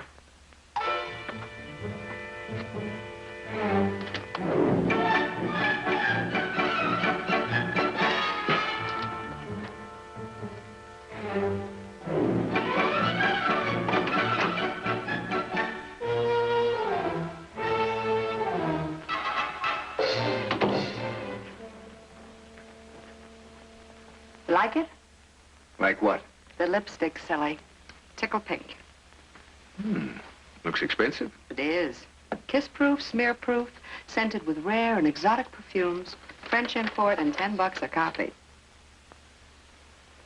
Yeah, it looks better on you than it does on the cigarette. Oh, thank you. Here's Brace's lab report. Cadmium selenide, illegal in American manufacture. What else did you find out? That I'm basic, wholesome, and functional. Well, does it give you any ideas? Oh, now I know why it's so expensive. Yeah, it's kiss-proof, all right. Would you care to try again?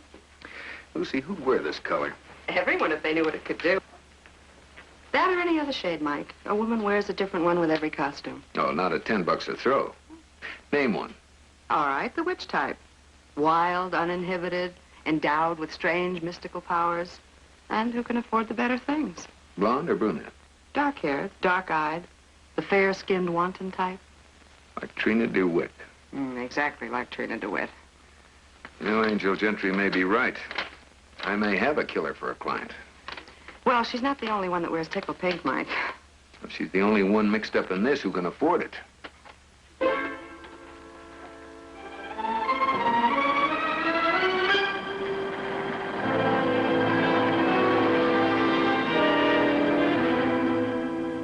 Trina has a different lipstick for every mood, and she changes her moods the way some of the women change their minds.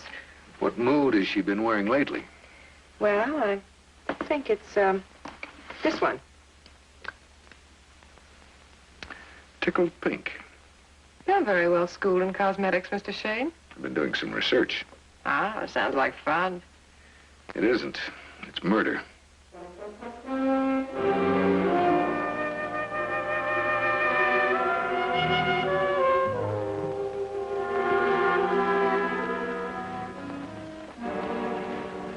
Look, Trina, Gentry's only given me a few minutes with you. Now, for all I know, he may have this place bugged. So if you've never told the truth before, tell it now. I've been telling the truth. Is this your lipstick?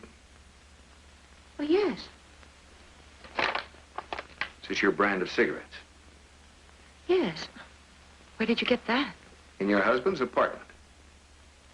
Well, that's impossible. I don't remember smoking while I was there. The truth, Trina. That is the truth. I'm sure of it. I never had a chance to light a cigarette. Look, honey, I took this case because I felt sorry for you. You were mixed up, needed help. But if you refuse to level with me, I don't want any part of this mess. Now, as far as I'm concerned... It's all for now, Mike. Miss DeWitt.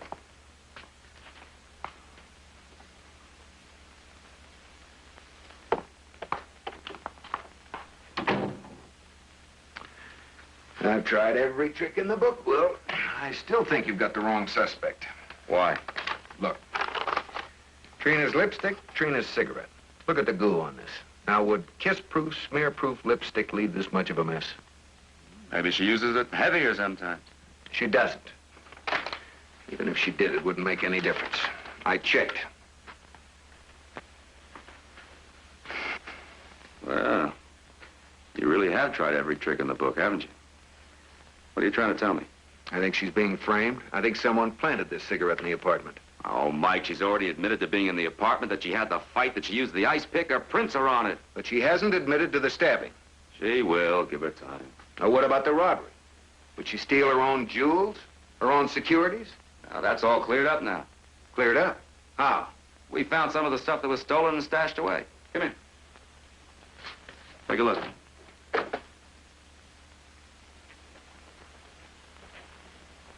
She calls herself Go-Go Wilder. Claims she's an old friend of yours.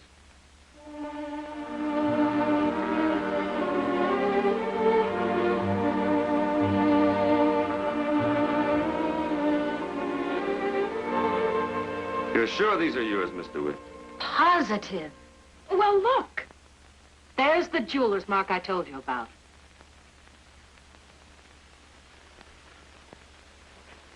Well, Miss Wilder? I didn't steal them. I swear I didn't. Wally gave them to me. He did. Wally never gave anything in his life. But I tell you, he gave me that jewelry last month for my birthday. Oh, Mr. Gentry, I wore that jewelry at a dinner party night before last. Well, anything to say, Miss Wilder? I never stole anything in my life. I might have done lots of things I should be ashamed of, but I never stole anything, especially them. Where are the other jewels? I don't know. Honest, you gotta believe me. I don't know. Maybe Wally did steal the jewels, Mr. Gentry. He told me he bought them just for me. To sparkle like my eyes, he said. Maybe Wally wasn't dead when I left. Maybe she knew he had the jewels and wanted them. Well, she could have finished the job on Wally and... You think I killed him? Oh, my golly, I didn't. I'd never kill Wally. I'd never kill anybody. Women have killed for less. Well, what can I do, please? What can I do to make you believe me? Tell the truth.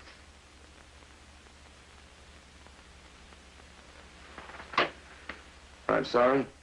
The only one who can prove your story is dead. Please.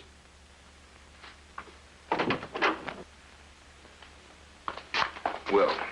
Not now, Mike. Big man knows all the important people. Sorry, Gogo. I didn't realize.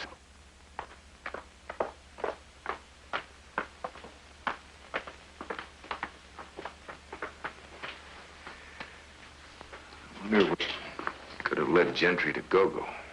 Well, he hasn't been twiddling his thumbs, Mike.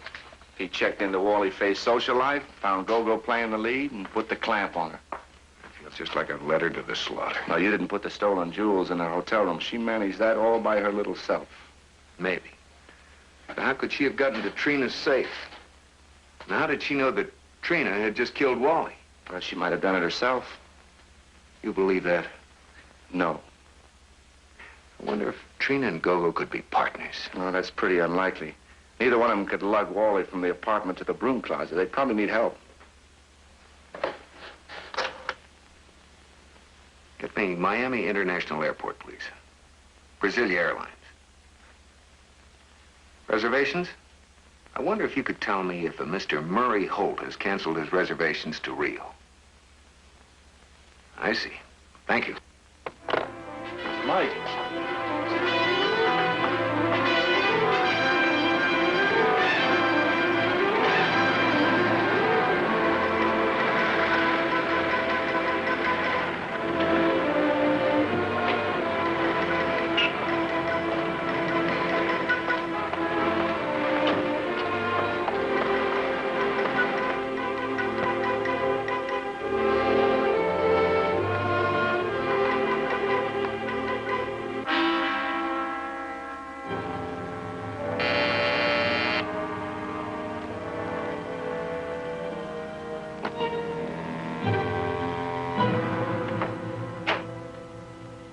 Take it easy, Shayne. What do you think you're doing, buddy boy? Aren't you forgetting your bread and butter, Holt? Leaving town while your client is still in police custody? One of those hurry-up-and-rush deals. Trina's publisher in New York called. You're heading for Rio. You haven't even canceled your reservations yet. Of course not. I haven't had time. One thing after another, fella, all the time.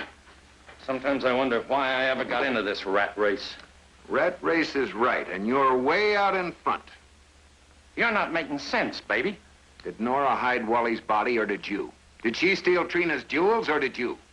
I think you better get out of here. Not without you and Nora. You expect to find Nora here?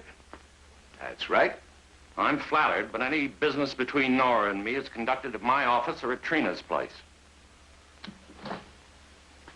I don't think these are exactly your type, are they?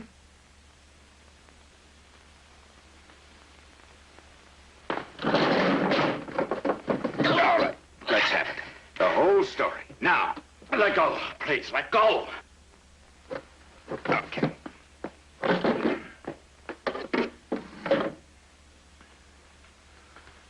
All right. Now, suppose you tell me about Nora. We're good friends. Traveling companions? Now, look, Shayne, you're a practical, realistic man. You'll never get rich at your line of work. Maybe we can make a little deal. All right. I'll take 1/3 of the money you get from those securities and jewels. That's quite a bit. Oh, then you do have them. I get 1/3, or you get an audience with the cops. All right, 1/3. Get them.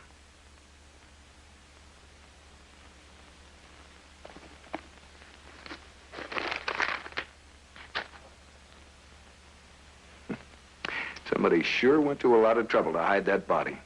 Well, I didn't. Neither did Nora. I think she did.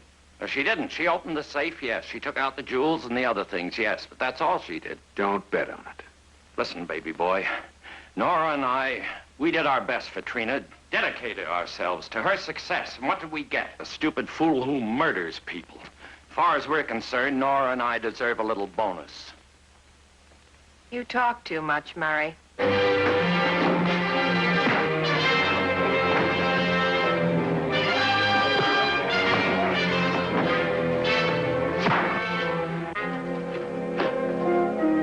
Nice try, Tarzan.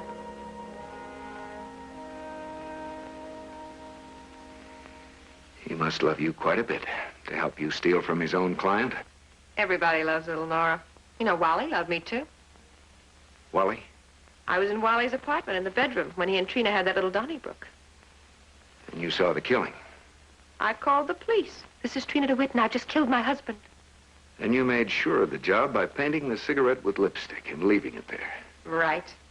But you put too much lipstick on it, Nora. If you smoked, you'd know better. You were with Wally in his apartment. I told you I'm lovable. You did everything you could to incriminate Trina. Why did you hide the body? After I called the police, Wally got up and staggered into the hall. I took the ice pick and finished the job. You killed him. I heard the maid cleaning in the next apartment. I dragged the body to the broom closet and went back and cleaned up Wally's kitchen and left. Any more questions, fellas? Well, you're all through using people, Nora. So are you, Murray. He was right, Nora. You are all through. Not a chance, Shayne. It's your word against mine, and I'm ready to swear that you killed Murray. They won't believe you, Nora. Get the police, Shayne. Hurry. I've got to talk fast.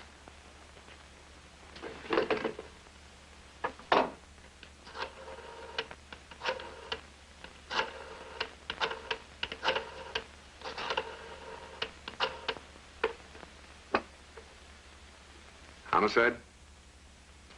Will, this is Mike. Come on over to Murray Holt's apartment and pick up your killer. No, but you'd better send an ambulance for him. He's our star witness. So,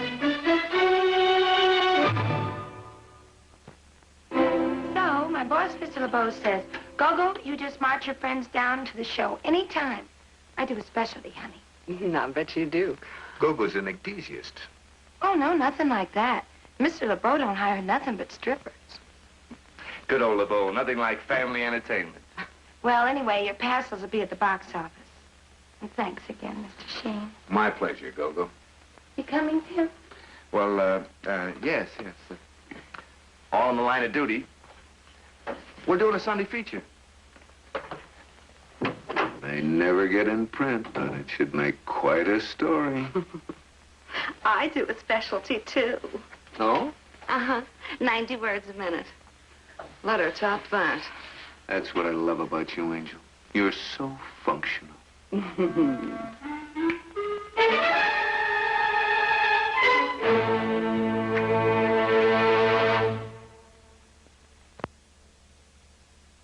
Exciting moments from next week's Michael Shayne mystery.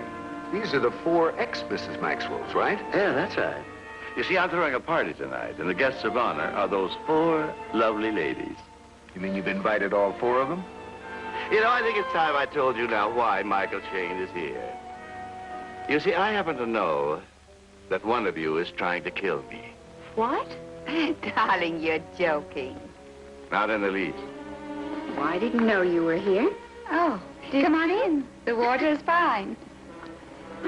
Well, here we are. The almost extinct species of Maxwellus feminis. I wonder if the hunting season is still on. What do you mean? Well, isn't it obvious? First Marty, now Ginny. And then there were 3. No! Somebody call the house doctor.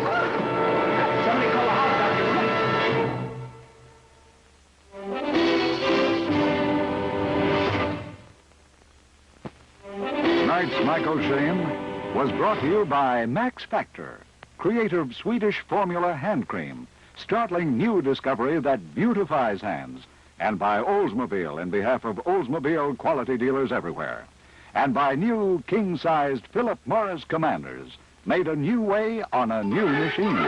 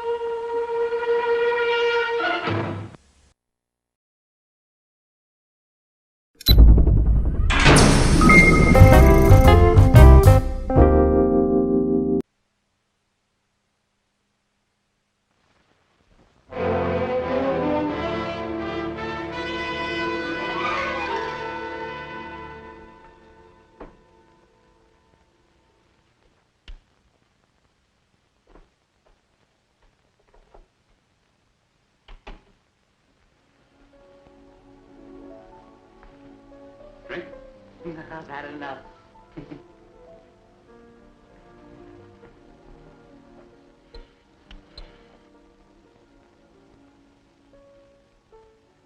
Edward, do you love me?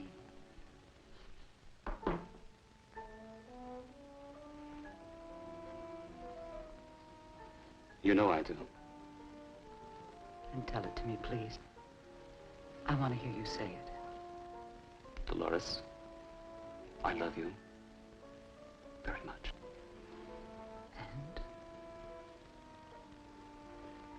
And I want to marry you. You know that. When? Soon. I want us both to be sure. But soon.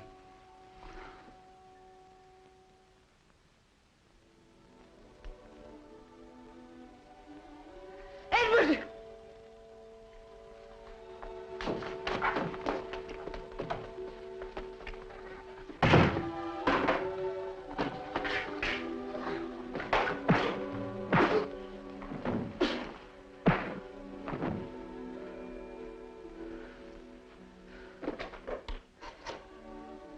Hello, operator. Give me the police. Edward, don't make that call. What? Don't make that call. What's the matter? He's the matter. You know him? That's David Bard. My first husband.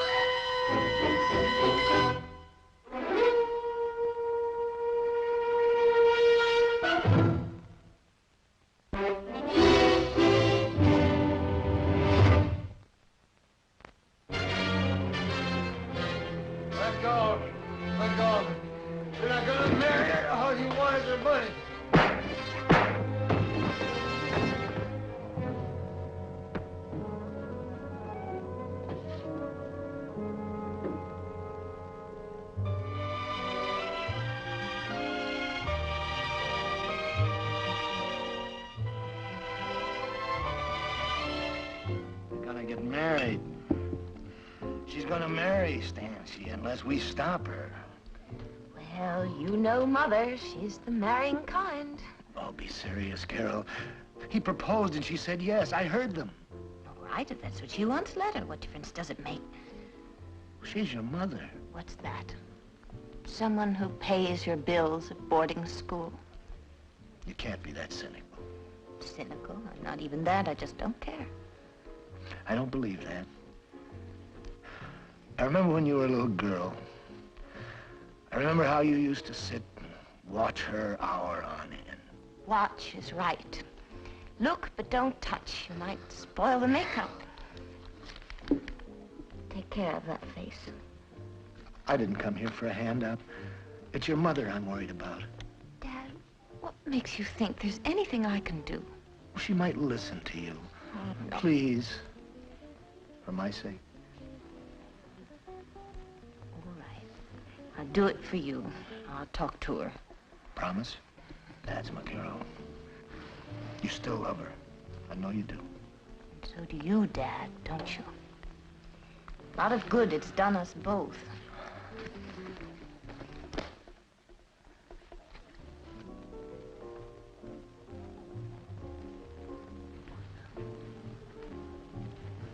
Hi. Our court's ready. Sorry, Steve. We'll have to postpone it. Family business. But I'll try and see you tonight. My place? I said I'd try. Will you call me? I might.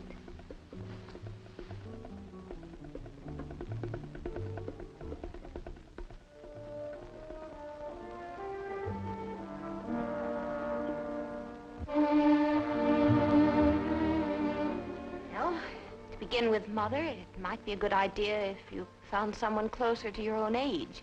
Someone who will really love you. You're still such a child, Carol, always so concerned with age. Right now, all that concerns me is you and Ed Stanchi. Well, don't you judge all men by the kind you run around with. At least they're honest. They like me for what I am. Their tastes are undeveloped. I never could win an argument with you. But I've heard you at night in this bedroom, alone, crying. Yes, because I was lonely. Well, now I'm in love, and I don't intend to be lonely again. You loved them all. I found them amusing. This is different. Mother, at least give yourself a chance to think about it. Go away for a while. No. Now stop acting like such a naive child. I'm far from naive. I'm a woman, and if you'd stop to realize it, you'd pay more attention to what I'm saying. No woman would ask me to leave the man I love. Now, neither you nor anyone else is going to break this up. It might interest you to know that he's living here now. Mother! In the guest house, where he can be safe from your father, newspaper reporters, and gossips. Oh, Carol, please meet him and get to know him. I want us all to be friends. Mother, don't be a hypocrite. You never wanted me around your other boyfriends. Why should you start now? Carol? You hate me, don't you? I feel a lot of things for you. But at this minute, mostly pity.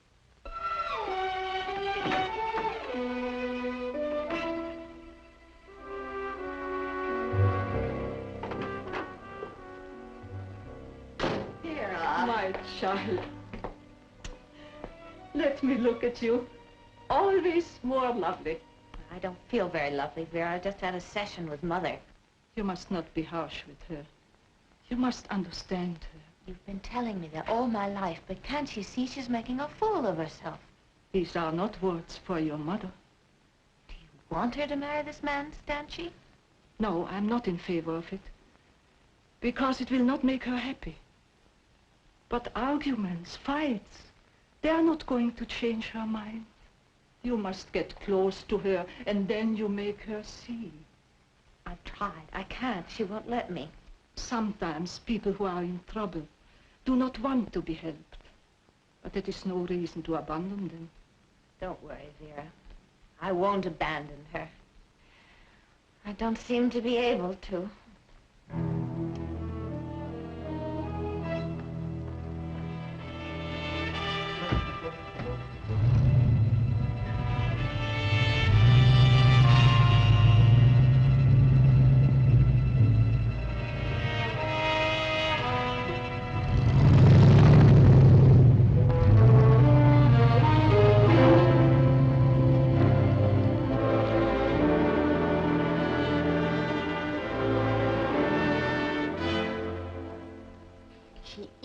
His rent and bought him his car.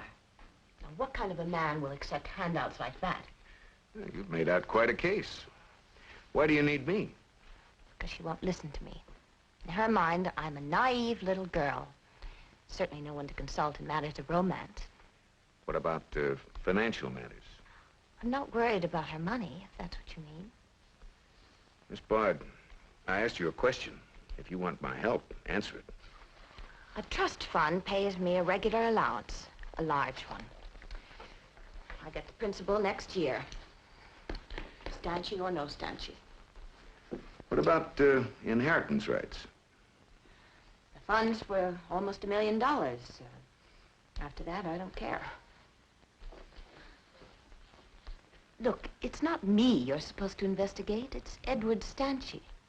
I always like to find out as much as possible about my clients. I'm not for hire to break up romances. This is no ordinary romance. My mother is a very rich woman. Edward Stanchie is a con man. Maybe. You'll prove it. Maybe. I'm paying you to prove it. Nobody pays me to stack evidence. Let's just wait and see what I turn up. All right. But we haven't much time, Mr. Shayne. I'll do a rundown on Stanchie and we'll take it from there. I can be very grateful, Mr. Shayne. And I want the full treatment. You'll get it.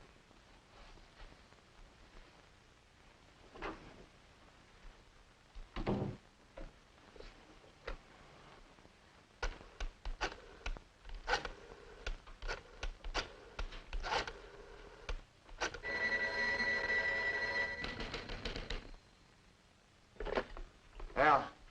Hi, Mom. Huh? Busy? Nah.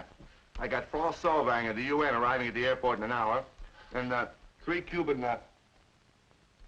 revolutionists to interview, but they can wait if you got some hot coffee. Hmm? Boy. Dolores Dane. Hot enough? That depends.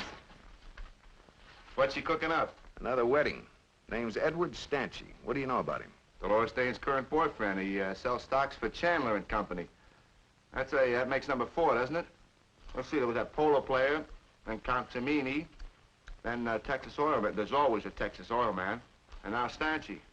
Hey, where's he figure with you? That depends on whether he's been living the good life. You got a file on him? No, I can check. Is this front page, or do I turn it over to Miss Lonely Hearts? Run it down. You won't be disappointed. Okay.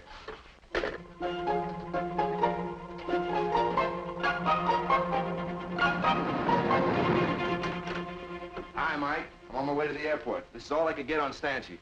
Oh, thanks, Tim. Well, let's see what you've got. It's plenty. Ooh, delicious. Yeah, isn't she? I mean the one in the Brooks Brothers suit. Oh, relax, Angel. With this guy and women, the line forms on the left. Figures. You're so right. Oh, one more thing on this character. Used to have an outfit called Frank Thomas Real Estate up near Jacksonville. Thomas? Yeah. Little promotion that ended up in court. Don't forget where you read it. See you. Who do we know at BBS? Bureau of Vital Statistics? Ambrose Larson. How could I ever forget a name like that? Psychological repression. The last time you phoned him, it cost you $50. And he didn't get back to you for a week. That's right. If it's going to cost another 50, I might as well spend it in person. Oh, and make me a list of all those checks, huh? Mm-hmm.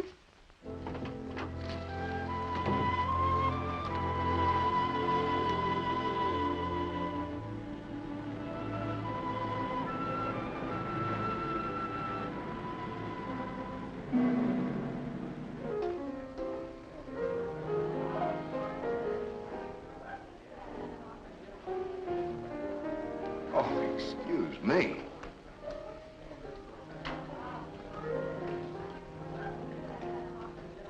Hey, Blondie. Good. How about you? Cognac? Thanks. The usual, Bev. Vodka on the rocks. It's the only way to go. I'm watching the calories. Vodka's low in calories. High in the high department. You don't look like you have a figure problem to me. You don't think so? I used to be a size 10. Well, a tight 12. It's funny how you put on weight in this business. I don't eat much. Maybe you don't get enough exercise. But I do. Every night.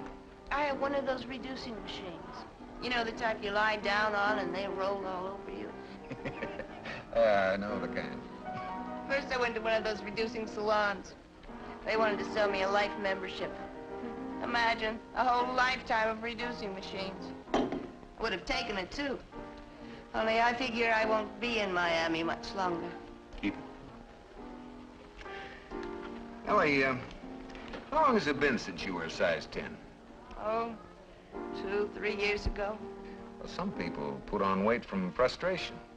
You been frustrated lately? Me? Are you kidding? I mean, like from Ed Stenchy. Who's Ed Stenchy? Your husband. Frank Thomas and wife, leaving court. Almost didn't recognize you. That was 3 years ago. No record of a divorce. Imagine you're just waiting for your husband to put the big bite on Dolores Dane. Say, what kind of a cop are you? Just a friend with some advice. You're probably in for a little more frustration. Better take out that life membership.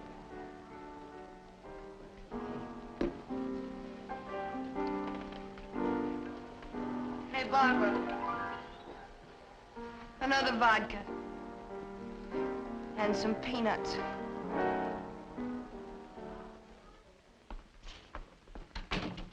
Please forgive my appearance, Mr. Shayne, but I was getting ready for bed when Carol called. Well, I appreciate your seeing us so quickly. Well, I respect your reputation, Mr. Shayne, but I want to warn you in advance. Whatever you have to say, I am going to marry Edward.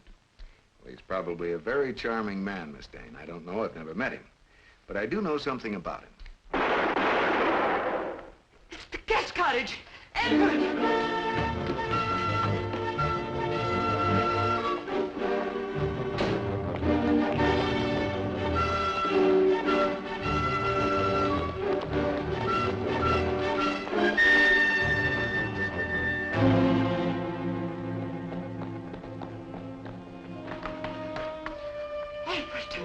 Edward! He's dead.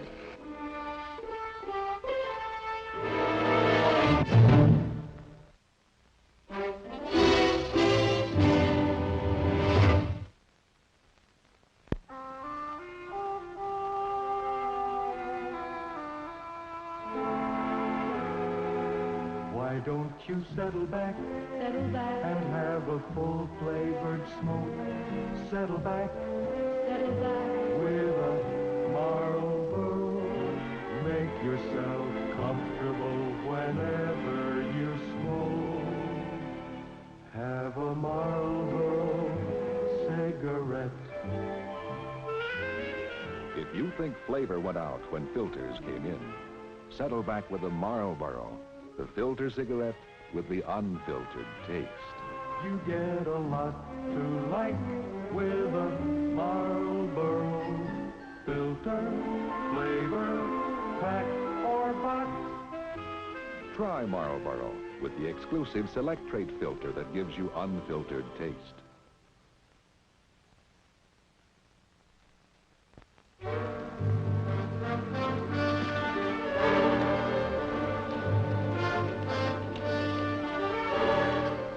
Phone.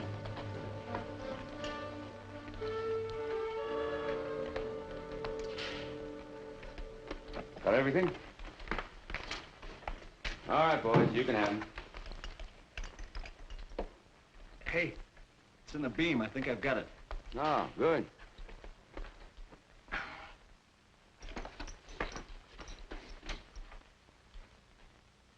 Yeah, it's pretty badly flattened. We'll be able to tell more from the one that's in him. Be sure and have the boys outside. Keep looking for that gun. Right. Where have you been? Talking to the doctor. He just put Dolores to bed. Oh? Wanted to talk to her again. No, I don't think she could have added anything, Will. Semi-shocked. She was incoherent. Turn up anything? Well, we found the second bullet. Lodged just above the chandelier. Angle of entry indicates it was fired just beneath it. Must have been a struggle for the gun. Stanchi managed to deflect the first bullet, but not the second. What about the gun? Still looking. All right?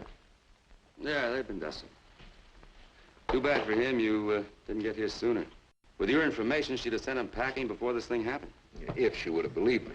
Oh? Now, later. Trouble is, for her, this was a last gasp romance. The truth would have hurt. What about the locks?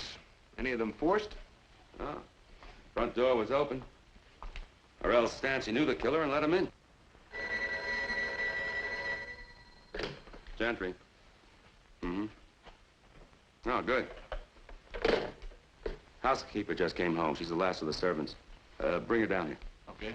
What'd you get from the other servants? 0, nothing, blank.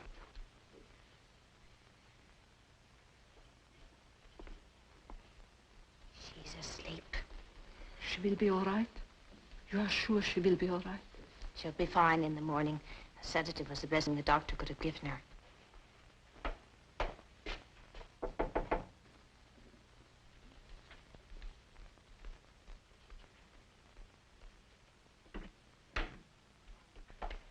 Miss Dreyfus? Yes? We'd like to talk to you. Carol, please. I'll go with you, Vera.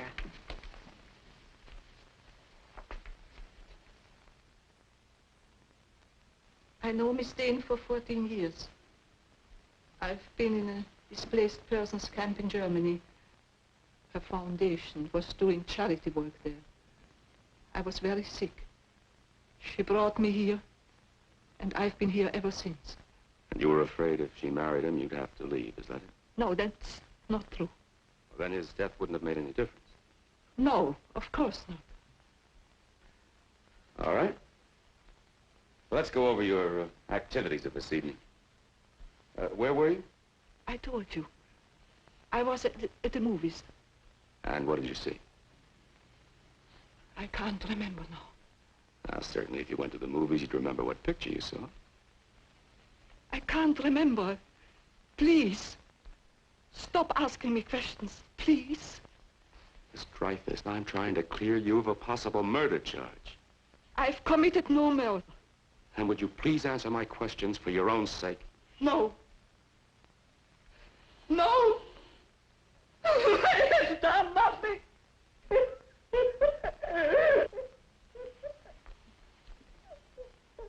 Will, remember her background. I know. Don't you think I'm sorry for her? The man's been murdered. I'm just doing my job. You know that. I know that, but does she? Miss Dreyfus. Come on, sit down, please. Now,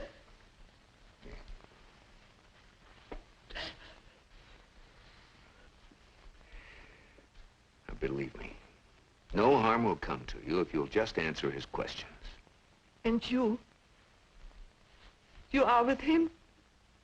No. I'm Michael Shayne. Carol hired me. Now, if you'll just think real hard, maybe you can remember the name of that picture. Or maybe the theater where you saw it. The theater. It was the Woodside. Oh. What was the story about? Just tell us anything you can remember. It was an old picture. You mean an old picture that has been rerun? Yes. And it had Edward Robinson in it. G. Robinson. There was a murder. He had a dream. Miss Dreyfus, the Edward G. Robinson picture, face from the window. Is it the Crown? The Crown, yes. But you said the Woodside. The Crown, the Woodside, they are near each other. I told you I didn't know. Please leave me alone.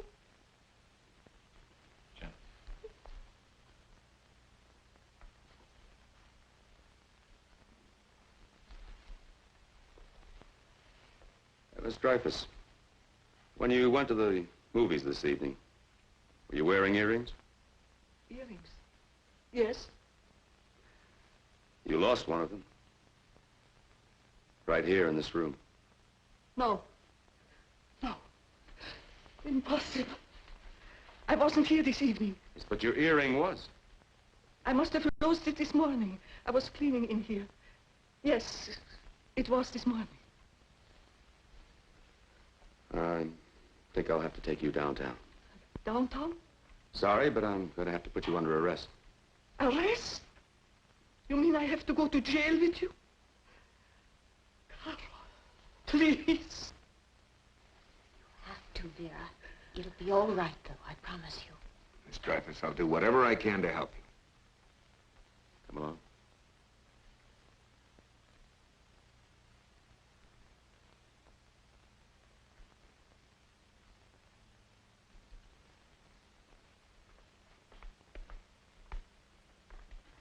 Poor Vera.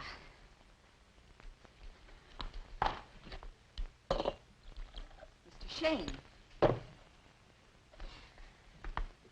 I can't really believe that she'd do a thing like this. She had no reason, no real reason. She certainly seemed devoted to you and your mother. Oh, yes, she'd do anything for us. Anything? You just made yourself a quick fee. You'll get your check in the morning. Sounds like goodbye. You've done your job. My mother's not going to marry Ed Stanchey. That's for sure. But what about Vera? There's a time for detectives and a time for lawyers. We have a lawyer. Goodbye, Mr. Shayne.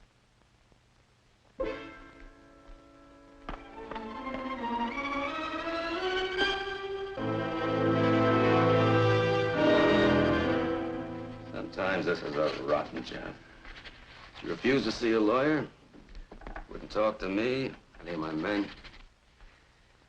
And I don't blame her. I guess to her, we're just the Gestapo. Maybe she'll talk to me. Sorry, Mike, but I'm trying to get a confession, and visitors won't help. Usually somebody has to be guilty before they'll confess. Oh, come on, Mike. I'm as sorry for her as you are. But you saw the evidence. She had motive, opportunity. I'll make a deal with you. Kind of a deal. Let me talk to her, and I'll give you some information you can use. You got any information? I can get her without a deal. Got any brown? Yeah. Yeah.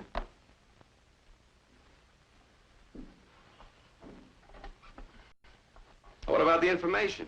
Come on, give, and it better be worth something. Well, night before last, David Bard, that's Dolores Dane's first husband, yeah, broke into Ed Stanchey's apartment. Stanchey caught him there and worked him over. How do you know? It was one of the reasons Carol gave for hiring me. She was afraid her father might do something foolish. Like kill Ed Stanchey? Maybe he would have, but he never got the chance. Now, I'll bring him in for questioning, but it doesn't change my opinion. What about our deal? I think you're wasting your time, Mike. But if that's what you want... That's what I want. All right.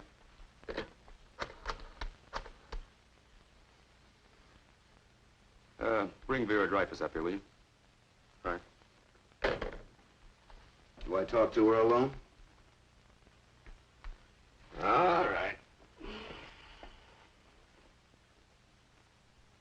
But I'll be tuned in.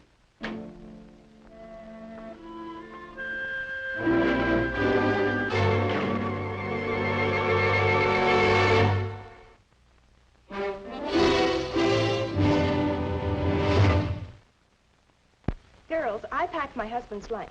So am I glad they invented new Handy Wrap. Now Daddy likes the sandwich. Handy Wrap's the clear new economy sandwich wrap for lunch boxes. Keeps sandwiches far fresher, far longer. Here's why. I've broken an egg into a bowl lined with Handy Wrap. I'm plunging it into boiling water. Imagine what would happen to ordinary sandwich wrap. Handy Wrap really locks in freshness. See? Not a hint of a leak. Now Daddy likes the sandwiches. New Handy Wrap tears with a snap. Stays put where you want it. Yet it's so easy to handle. Now Daddy likes the sandwiches! Honey, you've unrolled yards of handy wrap. Good thing it doesn't cost much. You get 100 feet at wax paper prices. 100 feet wraps 100 sandwiches. Get new Handy Wrap, a product of the Dow Chemical Company. Now Daddy likes the sandwiches!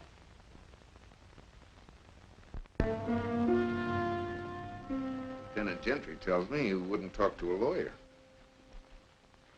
I do not have to. Why did you come, Mr. Shayne? Are you trying to trick me? No. I want to help you. Why should anyone want to help me? You were in a concentration camp. Yes, Buchenwald. I saw Auschwitz. It's something I'll never forget.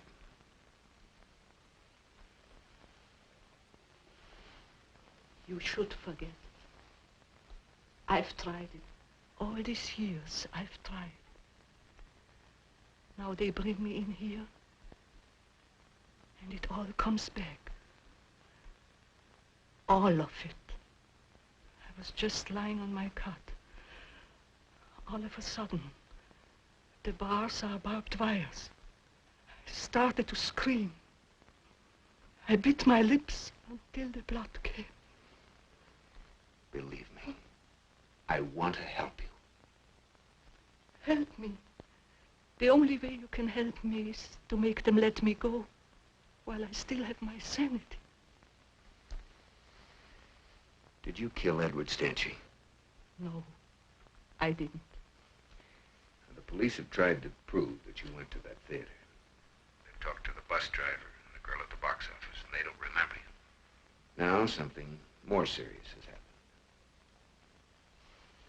The police gave you a test this morning called a dermal nitrate test.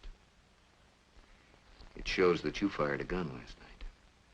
I am a simple woman. How can I fight these things? Miss Dreyfus, please. I'm sorry.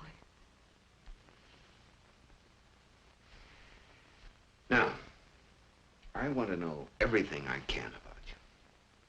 Exactly what are your duties in the Dane household? Miss Dane doesn't like to be by herself. I stay with her as much as I can. And what about the cleaning and marketing, laundry? I'm in charge, yes. I see that these things are done. You do nothing yourself? One thing, small thing. Miss Dane's personal clothing, washing, ironing for her. How often? Every day. Do you ever use bleach? Sometimes, with some things. What about yesterday?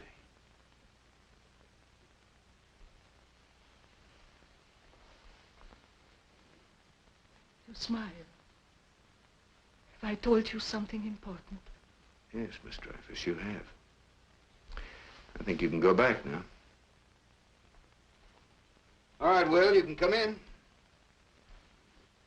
It was very good and kind of you to come here.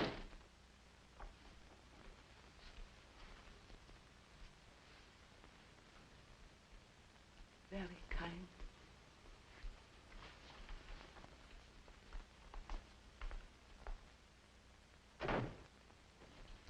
You heard it. I heard. She used bleach in yesterday's laundry.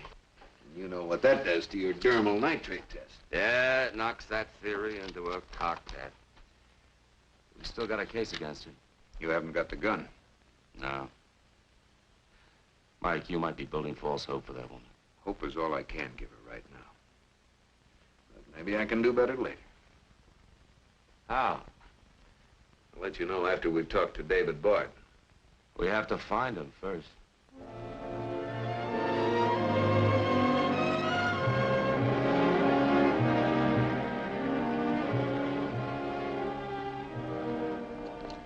Any luck on the gun? Not yet. We found some of Vera Dreyfus's footprints. They lead from the cottage down to the orange grove here.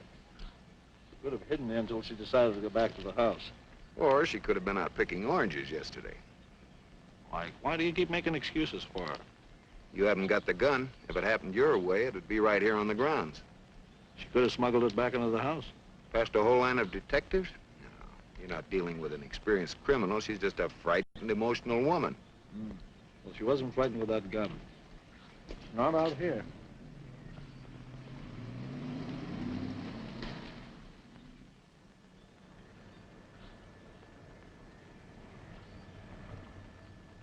Well, Mr. Shayne.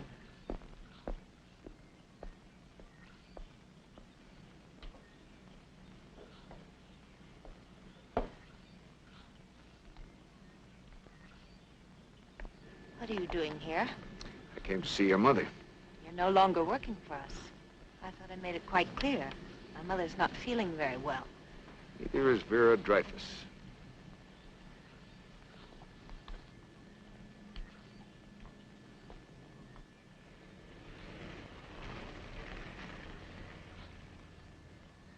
Good morning, Miss Dane. I just left Vera a few minutes ago. Did she kill him, Mr. Shayne?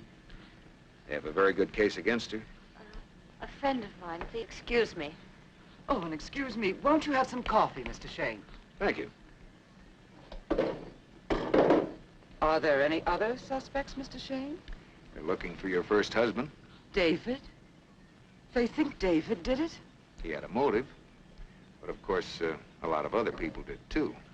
During the last few weeks of his life, you saw Stancy more than anyone else. Did you ever meet any of his friends? No. We were always alone. He said we only had time for each other. I get here soon enough? Excuse me.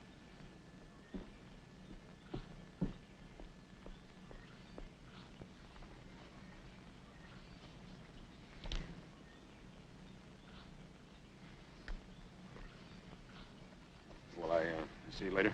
Yes, thanks, Steve. Hey. Just a second. Sure, what do you want? This. Wait a minute. Better let me have it.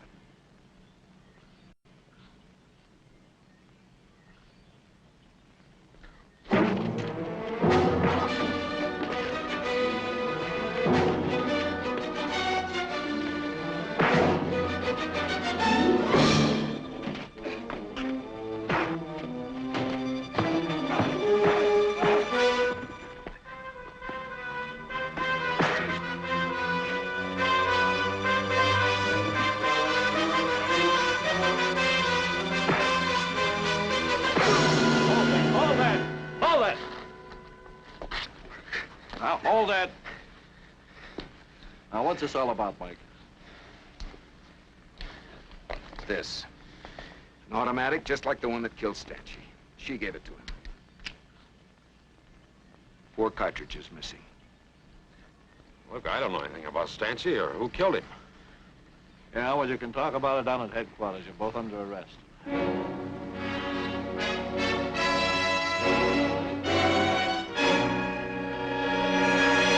The program was brought to you by Jell-O Tapioca Puddings. 3 wonderful flavors: chocolate, vanilla, and orange coconut. T-A-P-I-O.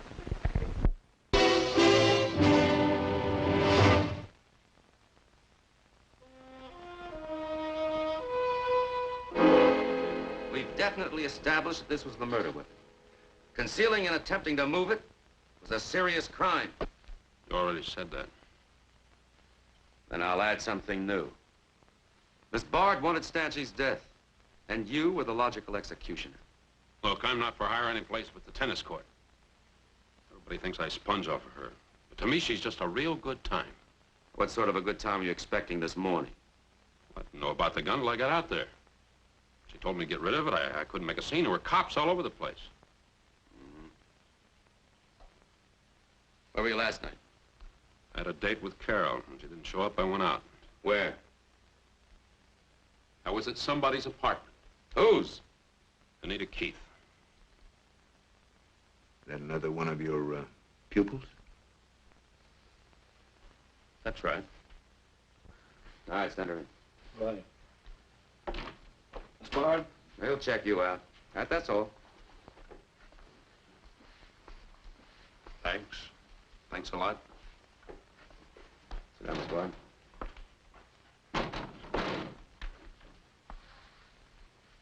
Now, let's hear your version. Well, Mr. Shayne left us alone when he started looking for the killer. Mother was in a state of shock and didn't know what was happening. So I started walking her back to the house. And then I saw the gun lying under a bush. And so I picked it up. But you didn't tell me about it. Why? I didn't know who killed Ed Stanchi, and I still don't. But I thought the gun might belong to someone very dear to me. Doesn't Vera Dreyfus fit into that category? Gentry, yes? Mm-hmm.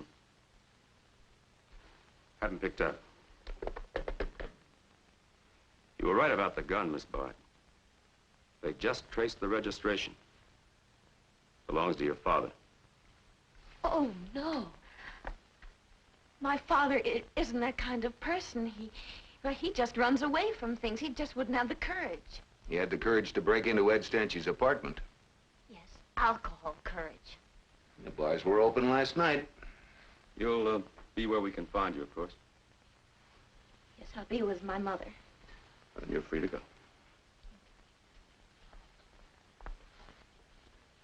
I know you're wrong about my father.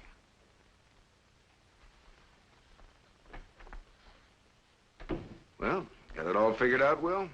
No, neither do you. I'd be a lot closer if I could explain that. What? This clip holds 6 cartridges, right? Mm-hmm. 4 of them are missing. Should only be 2 missing. 1 in the ceiling and 1 in Stanchi. Sometimes people don't bother to fill them. David Bard will be able to tell us. Yeah, when you finally get him. He's either on a bender or on the run. What about Vera Dreyfus? Still our #1 suspect. Number 1? Number 1, number 2, what difference does it make? At least we ought to let her know she's not alone. Come on. All right.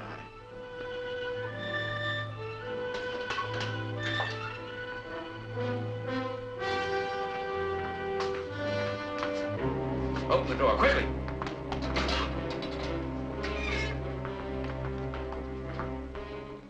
Good thing you got there soon enough to cut her down. Yeah. How is she? Bad. Doctor said if she just put up a fight, she'd have a chance. Fight? From an attempted suicide? Just doesn't make sense. She lives through displaced person camps, concentration camps, all that horror just to wind up hanging herself in a Miami jail cell. It sure makes her look guilty. We've got to find David Bard. He might have the answers that could save her. Well, I checked with Gentry, no sign. What do you think he might be? Well, Carol said when he started drinking, she'd get calls to pick him up in Skid Row bars and flop houses. Well, how about some of your usually reliable sources down there? I've been checking every contact I could think of. No luck yet. Another scotch. We got an arrangement, right? You pay, I'll pour. I got it here some places. Go ahead, give me a drink. I'll find it. What's the matter? You lose something? My money. Gee, that's too bad. How about having a drink on me? Hey, Fats, no cuff. Relax. My bank. That's national. Hey, without it ought to be a double. Give him a double. Thank you, mister. The name is Fats. Now, don't go away. I'll be right back.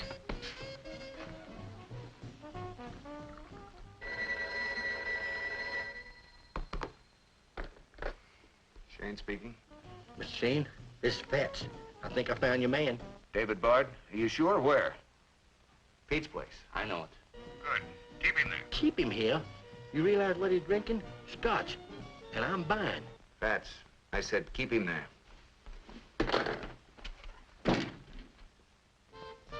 You the police? No, but they're looking for you. I'm Mike Shayne. Here, drink some more of this. Oh, I'm sick of it. Come on, drink it. Tim Rourke, reporter. You killed Stanchi? No, I didn't even know he was dead. Where were you last night? I don't know. Around here someplace. You got an alibi? If I have, I don't remember. Maybe you killed Edward Stanchi. You don't remember that either. No. That I'd remember. I'd be proud of that. Still carrying a torch. What if I am? That doesn't prove I killed him. He was shot with your gun? Nah, that's impossible. Not according to ballistics. A .32 automatic. It couldn't be.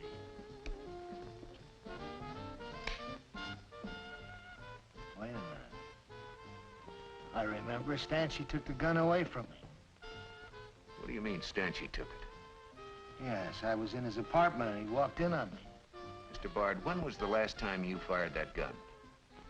I never fired a gun in my life. It was a souvenir. You know how many bullets were in the clip? Well, it was full when I got it. I guess it was still full. Better call Gentry. You stay with Mr. Bard till he gets here. What about you? I'll be at headquarters. Boss, you want to settle up? Okay, Fats. How many scotches does it take? 4 at 60 cents a piece. How's $20? Well, for most people, a character like that run a lot more. But for you, Mr. Shayne? I know, Fats. You've got a heart of gold.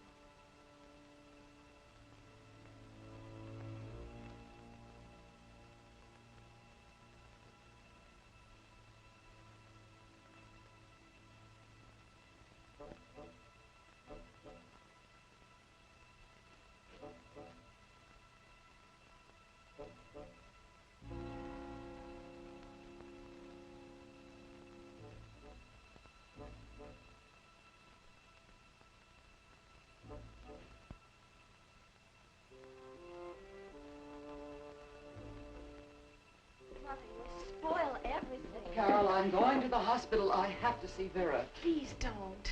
She needs us. Mother, there's nothing we can do for her. Nothing. Carol, if Vera dies, I'll die too.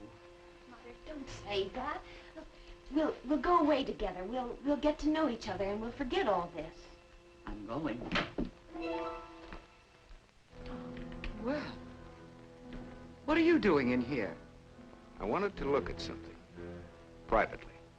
I don't know what you want in here, but I think we better leave right now. Not without your mother.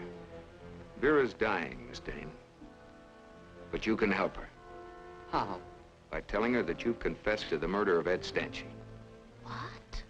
That she doesn't have to die to protect you. My mother was with you when Stanchi was killed. No. He was killed before we ever got to that guest cottage. There had to be 4 bullets fired that night. 2 by you when you killed him, and then later 2 by Vera Dreyfus to throw suspicion away from you. I remember you wore a scarf over your hair. That was to cover the glass particles from that broken light fixture. Then you came up here and cleaned it out with this comb. He's guessing. Don't listen to him.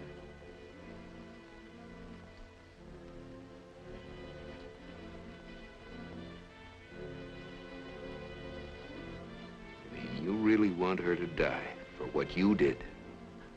No. Mother. No. It's funny how you can love and hate in just 1 second. I didn't mean to kill him. We were going to have a nice, quiet dinner in his cottage. I felt young and gay and in love. Look, honey, I tell you I'm doing the best I can. Ellie, darling, will you listen to me?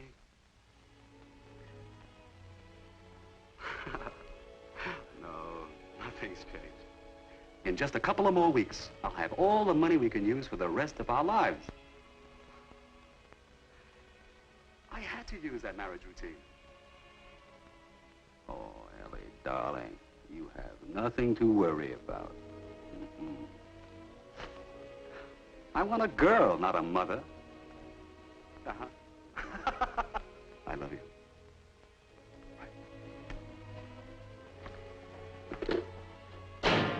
Dolores. Dolores, what's the matter? What are you doing?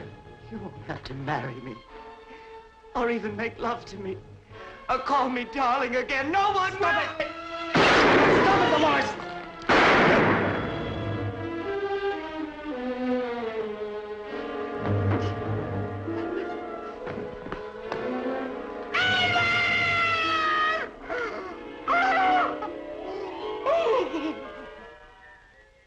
She made up this plan to help me.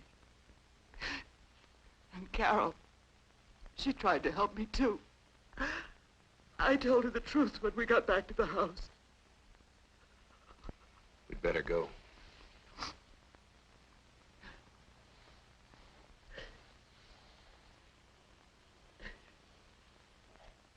Do you think there's still time for Vera? I hope so.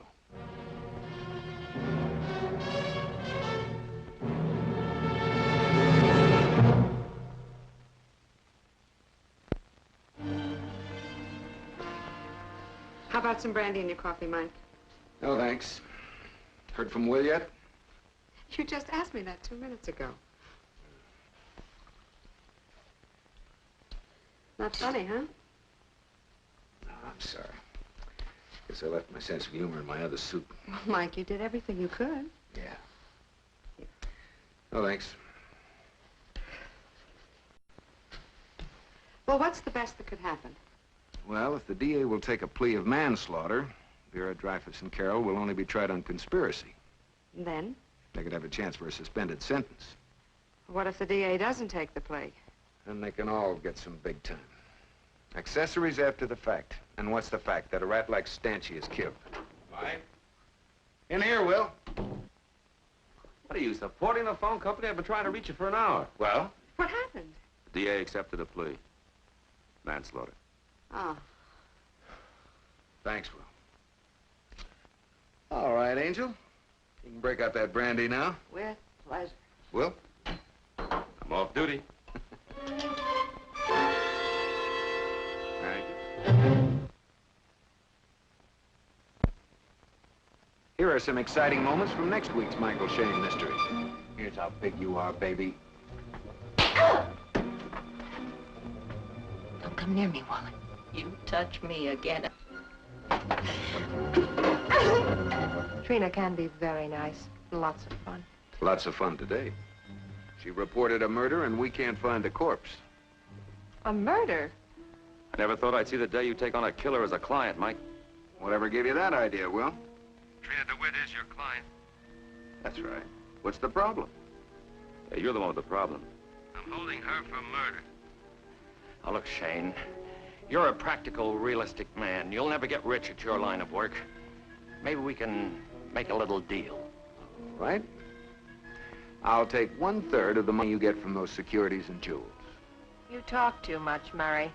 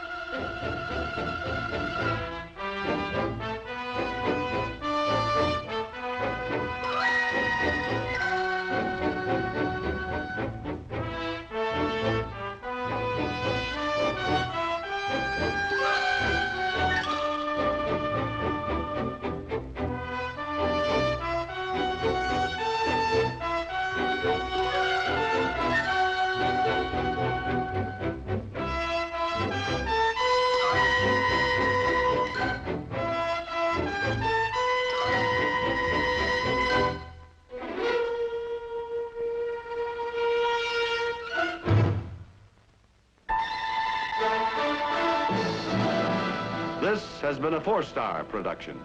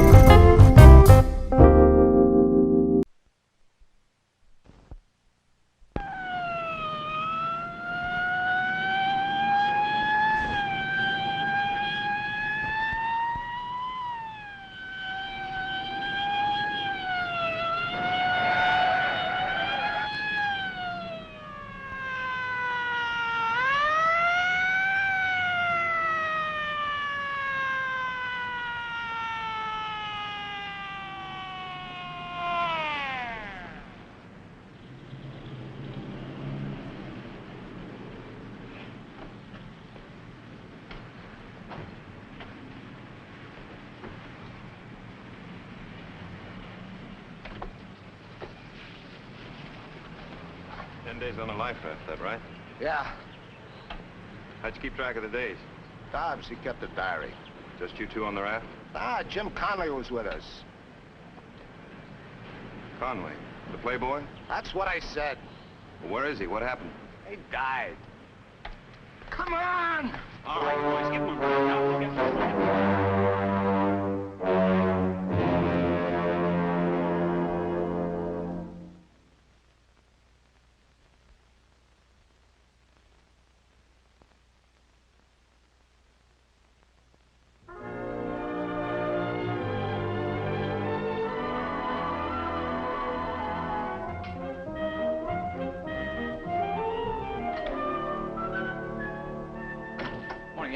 Hi, Mike. Good morning. Have you seen it yet? Tim wrote it. Pretty good story. Naturally, if Rourke wrote it, it's got to be good. By the way, did you call it cleaner? Yes, I did, and I talked to Mr. Franks personally. He'll have your suits here today for sure. Good. Say, you want to call down to the drugstore and get me some coffee, please? Yes. Oh, there's a lady waiting in your office. Who? Mrs. Conway, the Playboy's widow. I'll tell you what, ask her if she'd like some coffee, and then I'll be right in. Oh, Mike. I interviewed 4 guards for night replacement at Bracken Brothers. Field seems to have the best reference. I told him if he took it on temp, we'd find something permanent for him. All right, fine, Ed. Did Consolidated reach you? Yeah, they're still beefing about the new security budget for the plant. They think it's too high. They can't get adequate protection for any less. Yeah, I know that. I told them to take it up on them Friday. Don't worry about it. All right. No, just the one coffee. Oh, do you want any coffee, Ed? No, thanks. Miss Conway? Sorry to keep you waiting. Oh, that's all right. I didn't have an appointment. Won't you sit down? Thank you.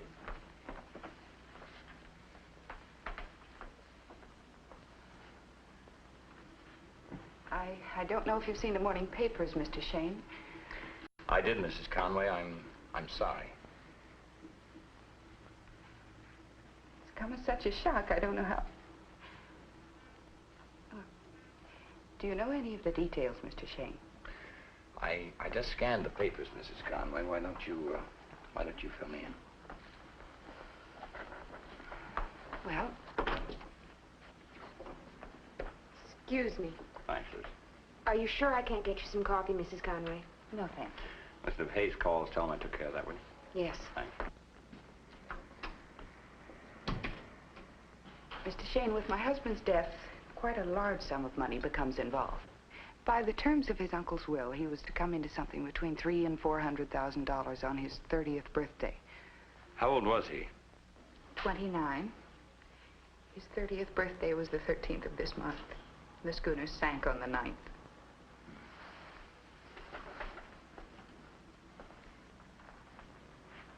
Well, if it can be proven, Mrs. Conway, that he was alive on the 13th on the raft, then the money would go to you. But if he died before that date, before the inheritance was legally his, the money reverts to his family. His mother and his stepfather. Where do they live, Mrs. Conway? Here in Miami? Yes. His mother's really a very nice woman, but I don't know what kind of man she married. He knew the date that Jim was due to come into that money. He went out of his way to arrange for the trip on the schooner. I'm almost positive that Mr. Radford... Radford, he's the stepfather? Yes, Tom Radford. He claims he's a lawyer. Mrs. Conway, why haven't you gone to the police? Well, I have no real proof. Well, if I understand you, Mrs. Conway, you'd like to retain me to keep an eye on the two seamen in case somebody tries to bribe them. Mr. Radford murdered Jim by arranging for the schooner to sink. I want him to pay for it. All right, Mrs. Conway. My fee is $100 a day. If you leave a retainer with my secretary. Until the money matter is settled, I don't know how I'll pay you. You see, I'm a school teacher. Never mind, Lucy. I've been supporting Jim and myself. We didn't mind being broke. We were waiting for the day when... That's all right, Miss Conway. We'll forget about the retainer.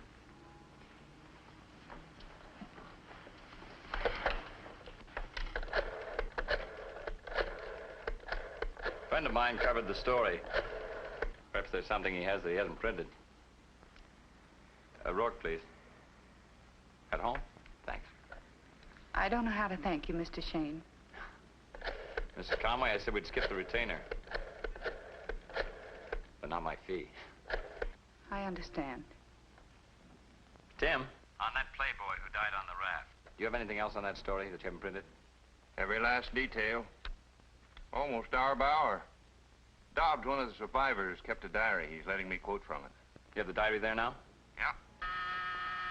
Hold it a second. There's somebody at the door. I think we have something. What? One of the seamen on the raft kept a diary. Would prove the exact date of your husband's death. Mike! Mike! Tim! Tim! Wait here, I'll be back. Listen, stay near the phone. Yes, sir. All right, Mr. Brooks. Consolidated account is still up in the air. It figured.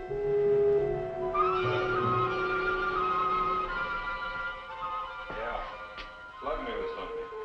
Yeah, that's right. The diary's missing. Whoever it was, that's what he was after.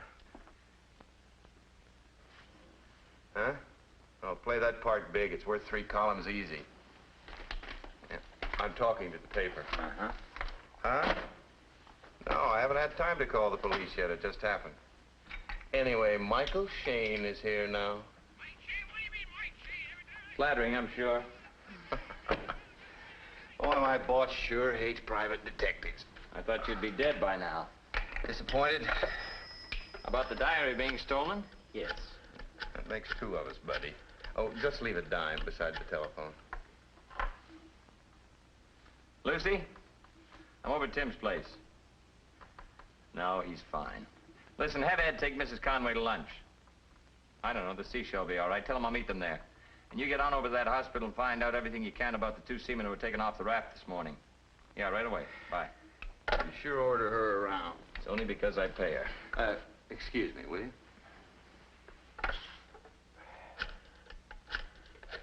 How'd the guy who broke in here know you'd be home?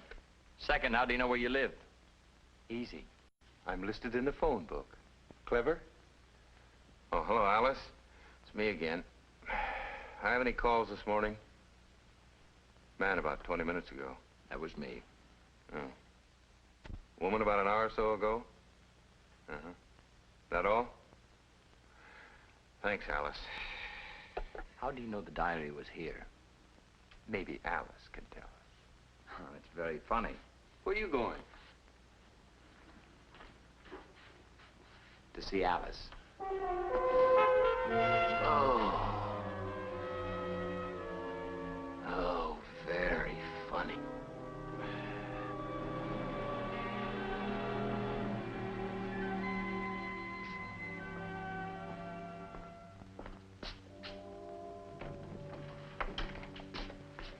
Oh, Mr. Redford?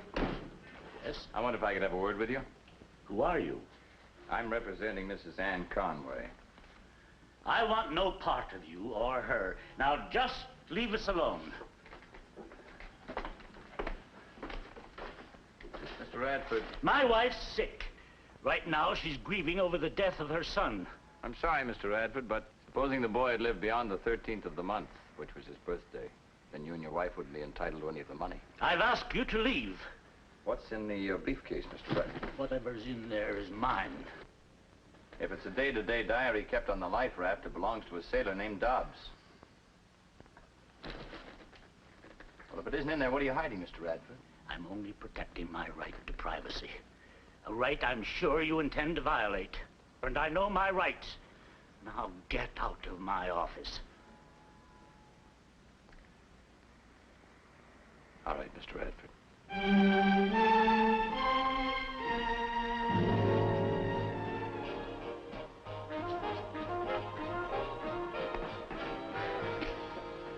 Hi, Mike. Ed, this Conway. Oh, Mr. Brooks called again. He'd like to make the Friday meeting at the plant if it's okay with you. Yeah, that's fine. Well, I better get back to the office or maybe some calls. What about your lunch? I'm on a diet. What, again? No, still. See you at the office. All right. Bye, Mrs. Conway. I'll see you back at the office, Ed. Anything wrong, Mr. Shayne? I asked your assistant, Mr. There was a Sher- diary kept on the raft, Mrs. Conway. It's been stolen. I stopped by to see Radford. I think he has it. Sorry I'm late. You find out anything at the hospital? Yes, one of the seamen died. Who? Dobbs. He's the one who kept the diary. How'd he die? They don't know yet. He was in a pretty bad way when they took him off the raft. They think he died of natural causes, but there'll be an autopsy. What about the other one? A man named Turner. Now, he was all right, so he was released the first thing this morning. Did you get an address on him? Yes, I checked his hospital admittance card. He gave a hotel, the Hotel Sherman, room 202. Sherman Hotel, that's downtown. Are you going to see Turner now? He's the only one left alive. Whoever has the diary will try to get to him next. Say, try the scallops. They're good here.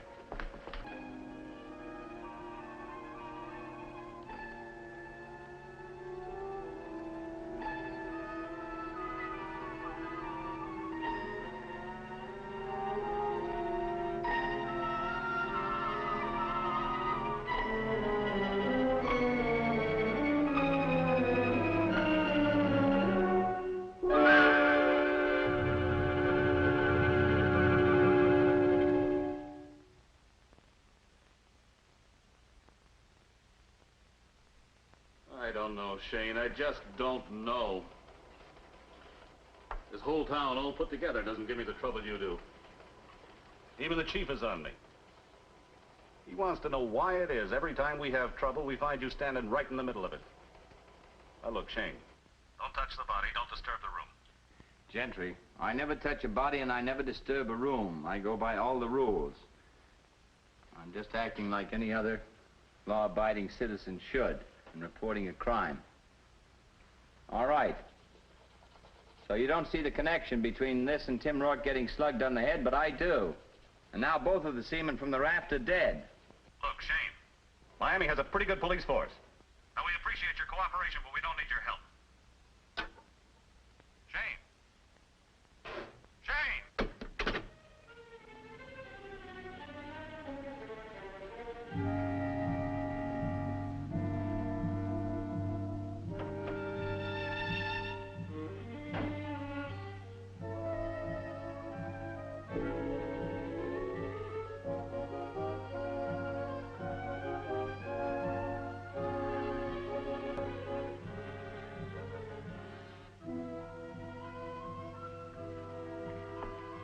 I've got it, Sarah. I asked you to stay away from us. Sorry to bother you again, Mr. Radford. I wonder if you could explain a couple of things. I've nothing to explain. Your name and address was found in the hotel room of a dead man. Well, I can't think how it got there. Oh, I see. You have the diary now, so you don't care about the other seamen.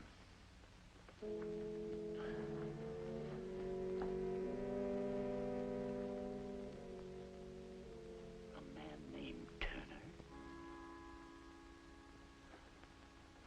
Why, he was here less than an hour ago. I sent him away. Sure you did.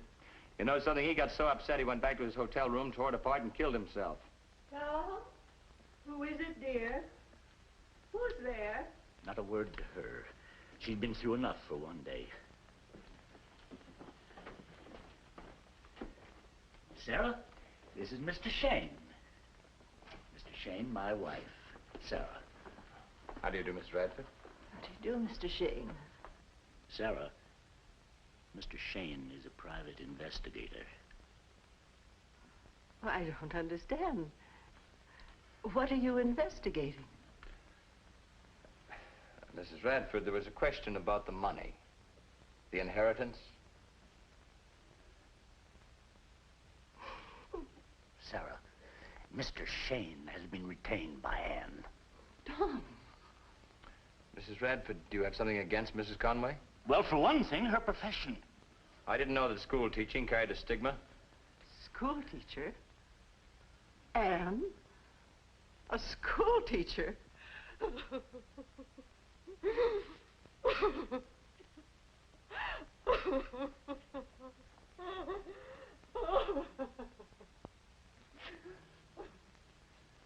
Anne is a teacher, Mr. Shayne. She holds her classes in a waterfront saloon. Are we talking about the same person? We're talking about a barmaid in a gin mill.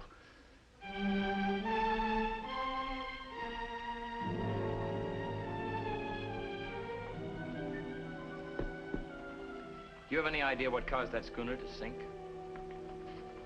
She wasn't seaworthy. Never should have left the dock. Jim was warned about that boat. Rusty, corroded, barnacle-laden. She hadn't been at sea in over 2 years. Let's get back to the diary. I've told you, I don't know anything about it. All right, Mr. Radford, let's go for the big one then. Put that down! I No have right to. I'll to. apologize.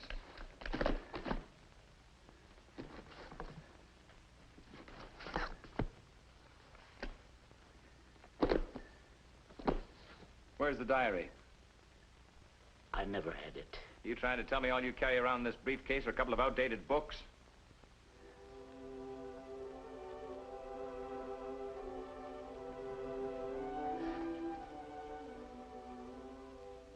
Yes, that's all.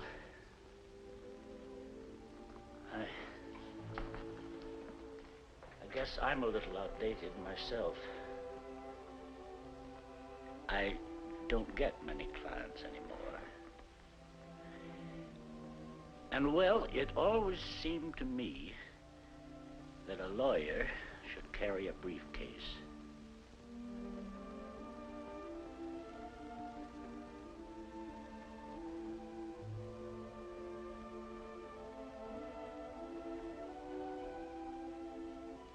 People will think you're successful, that you've got it crammed with papers, that you're on your way to court. You wouldn't want them to know it was empty.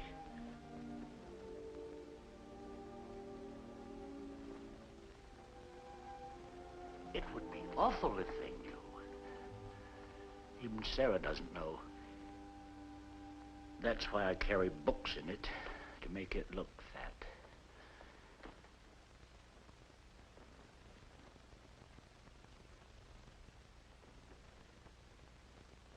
Now you know I didn't want you to open that briefcase. I didn't want anybody to know about this. I said I would apologize if I had to. But there aren't any words, are there?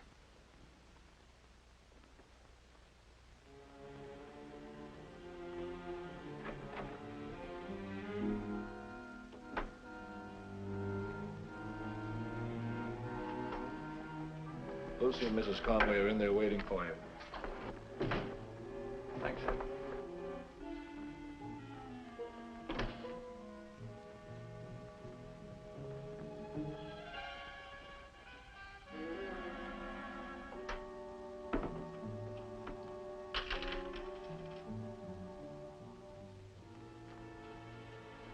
Mr. Shayne, I've made a decision. I'd like to call off the investigation. This is only going to bring grief to more people, maybe even to you. Excuse me. I've got news for you, Mrs. Conway. You've already brought grief to me. Well, as I was saying, the money isn't that important. Oh, it isn't? No, really. Why'd you send your husband to Havana? Why? In a leaky boat that didn't have a chance. Well, who told you that? I was just guessing. Well, you guessed wrong. Only things got fouled up. You figured to send him on his birthday or a day after. But he jumped the gun by a week or so. I don't think we have any more to talk about. Now that you have the diary, Mrs. Conway. Who said Who'd that you I get to steal it for you? I don't like people who try to make a fool of me. I don't like you. That makes us even. You checked at the hospital this morning. You found out that Dobbs had given Rourke the diary before he died. I had a right to that diary. Who'd you get to steal it for you? Somebody who owed me a favor. Who? So you can call the police and have him charged with assault because he had to get rough with Mr. Rourke? He'll be charged with murder. What are you talking about? Turner, the other seaman, he's dead. Well, how does it happen I talked to Turner less than an hour ago? He called me to meet him tonight. You mean Turner's in the market to sell perjured testimony as to the exact date of your husband's death? To me or to Mr. Radford, it doesn't matter which. But you see, now that I have the diary, his testimony is worthless to either side. I sent the man who stole the diary up to the hotel to tell him that. You know what happened when your friend told that to Turner? A half-frenzied man who had just spent 10 days on an open life raft under the hot, blistering sun. He blew his top. He saw his chance at getting his hands on a small fortune slipping through his fingers. So he tried to get your friend to tell him where the diary was. But he couldn't. You see, it's in a locker in the train depot, and I have the only key. Turner didn't know that. So he started to work your friend over, only he overdid it. He killed him. Pete Maxwell is... I thought it was Turner's body in that hotel room. It was Maxwell's. Mrs. Conway, there's one thing you forgot to check. What? The diary. Why? I just talked to Tim Rourke. In all the confusion this morning, there was one thing I overlooked. The exact date of your husband's death. It was the 12th, Mrs. Conway. The day before his birthday. The diary's no good to you. You're lying to me. Am I? No, I don't think you are. So you haven't killed anybody, Mrs. Conway. At least not that I can prove. And with Pete Maxwell dead, it can't even be proven that you instigated the robbery of the diary. So why don't you just get out of here?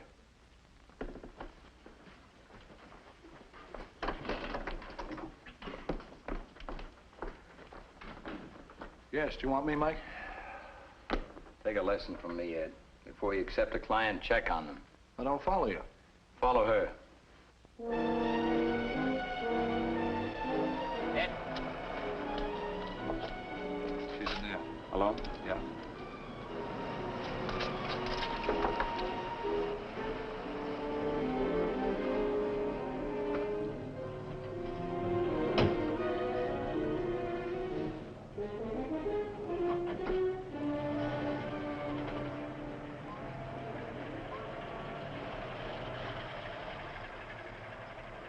Who's he?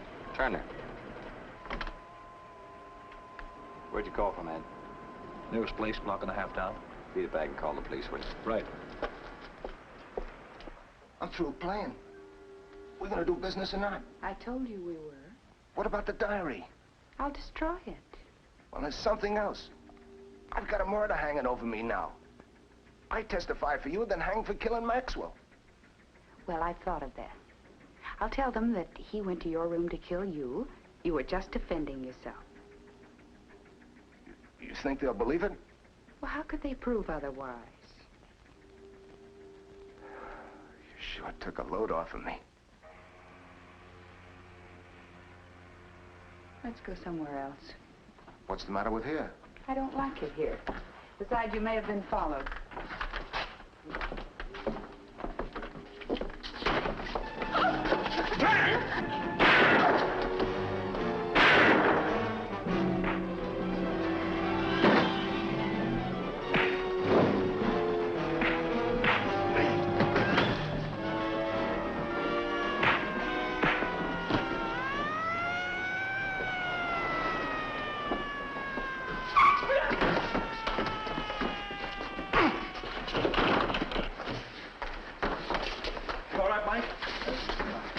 Yeah, I'm all right.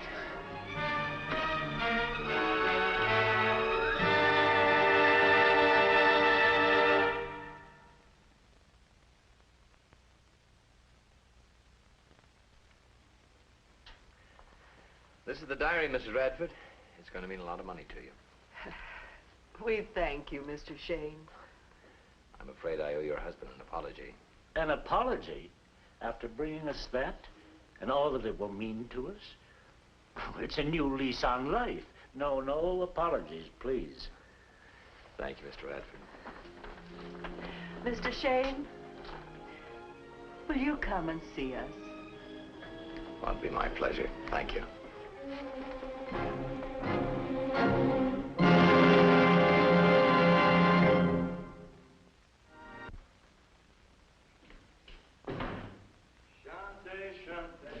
Sing a little Paris. Hi there. My name is Mark Stevens. At this point, I'm supposed to make what they call a pitch for Michael Shayne.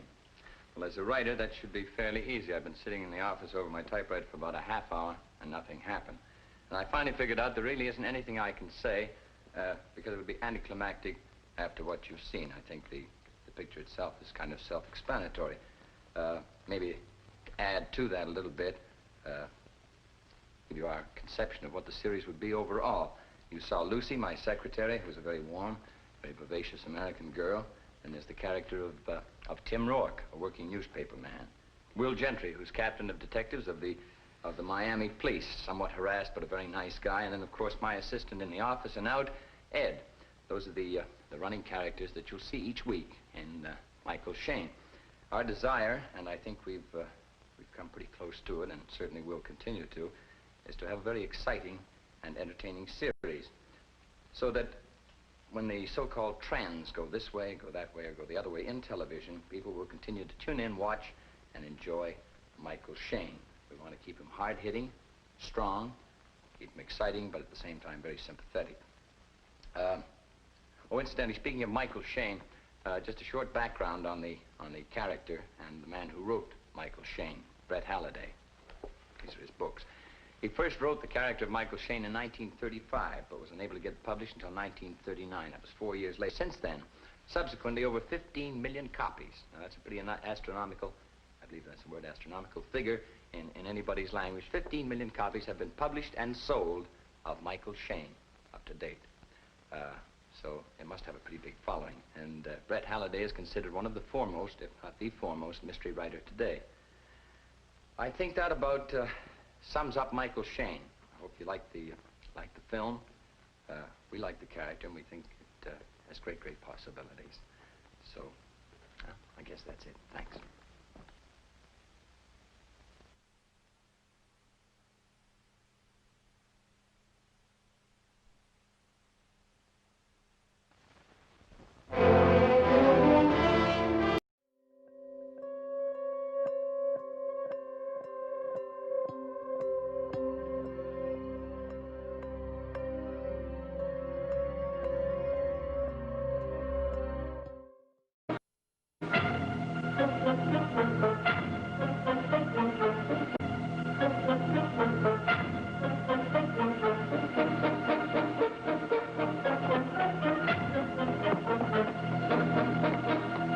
What's the matter, Vinnie? Your father. What about him? Another one of his attacks. The worst one yet. Where is he, Vinnie? On the tennis court, Mrs. Endicott. Connie's with him. Ready. Get Dr. Wilson. Hurry.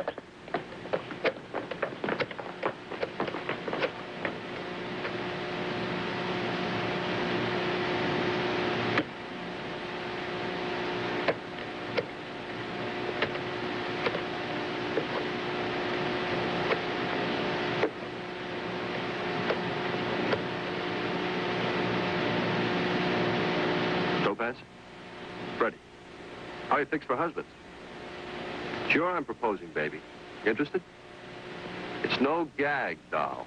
Look, meet me at the Reefs Bar in half an hour, and I'll prove it. Yeah, and bring some extra clothes. Something a bride would wear.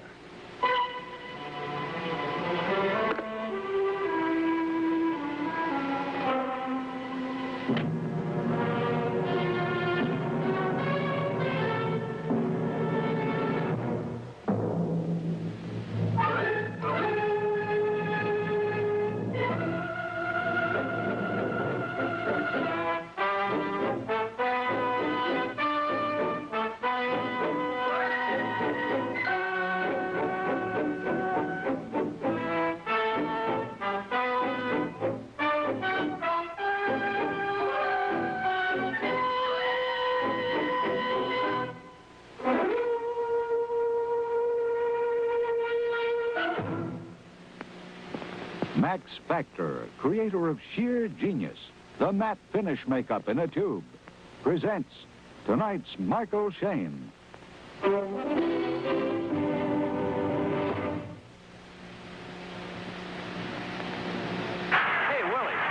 Willie Maid. Have you tried the new Gillette Super Blue Blade? Say, hey, I've been talking up ever since. That's my boy. Just try that Super Blue Blade once, and you'll get the real inside on shaving speed and comfort that, believe me, you just can't touch. And clean, man, clean.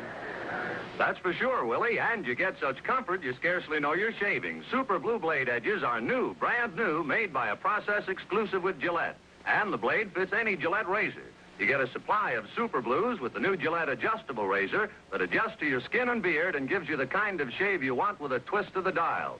Get the Gillette adjustable razor with Super Blue blades for $1.95 or a dispenser of 10 for 69 cents, 15 for $1. Another Gillette product, Right Guard Power Spray Deodorant. 2 seconds gives you 24-hour protection.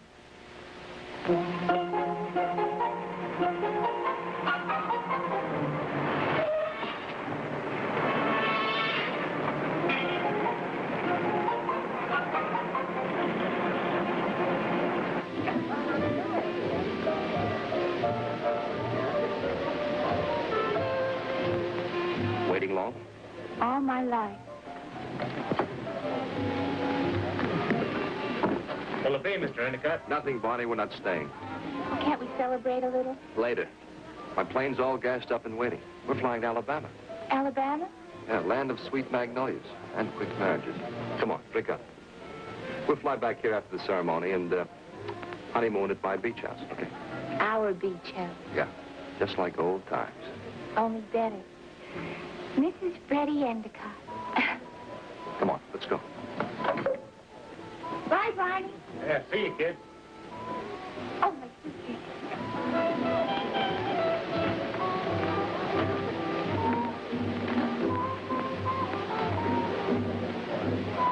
Barney, who's the girl with Endicott?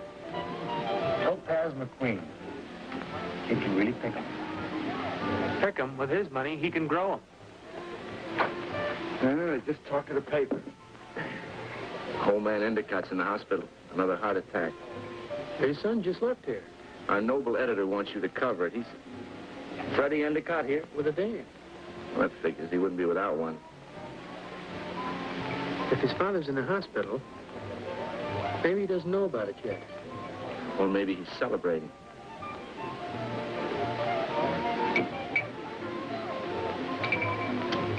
Another one.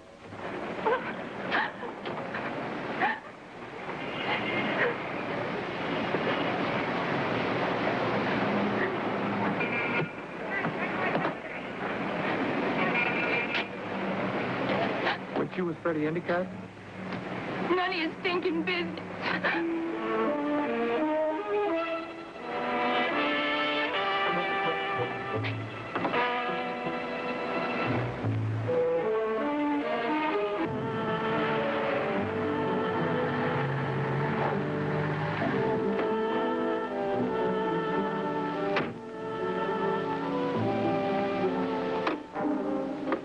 Okay, Mr. Endicott, inside.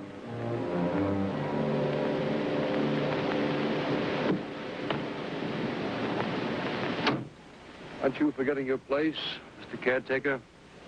My place is to take care of you. Keep you from disgracing the whole family. Does that include Mother? Inside.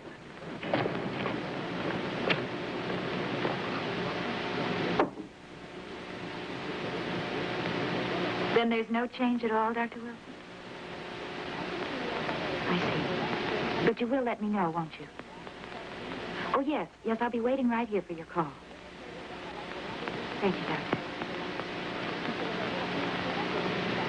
Well, here's to his long life. You ought to be ashamed of yourself, Freddie. And my fun-loving stepmother?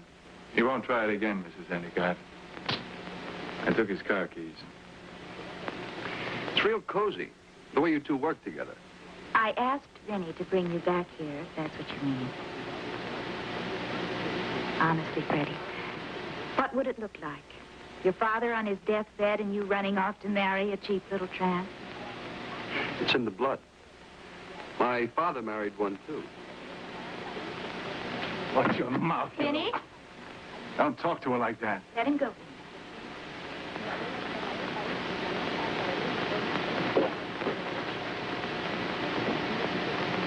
Freddie, this is going to be a very difficult time for both of us. Isn't there some way that we could get along together? Why bother? Because we happen to be part of the same family. Don't blame me for that. Freddie, I wish there was some way I could make you understand how much I love your father. Sure. He's a real catch. He's 20 years older than you. And he's 20 million bucks richer. Why is it, Freddie? Everything you say and do and think always comes out cheap and dirty. Don't talk to him, Laura. He isn't worth it. Oh, it's Laura, is it? Of course, the old man knows about that. Or maybe that's what's caused his heart attack. Careful, Mother. You'll ruin your manicure. Get out.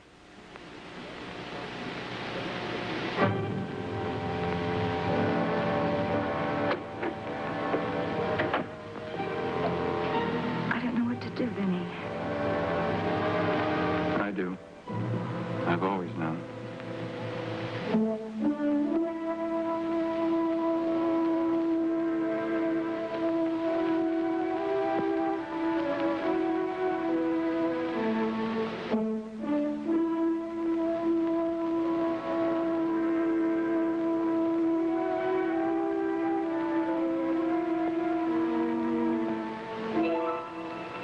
Connie?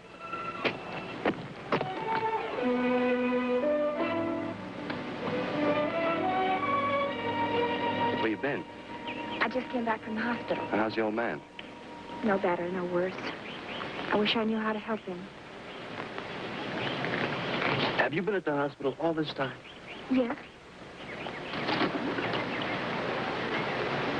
My father really means a lot to you, doesn't he? He gave my brother a job when he needed it the most. He gave us both a home, something we've never had before. I've been very happy here. Any special reason? Connie, how would you like to be my father's daughter-in-law? What are you talking about? I'm asking you to marry me, Connie. Just like that? I've been thinking about it for years. Freddie, you shouldn't joke about a thing like that.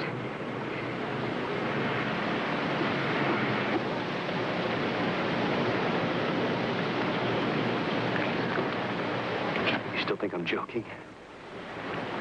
I don't know what to say. I had no idea.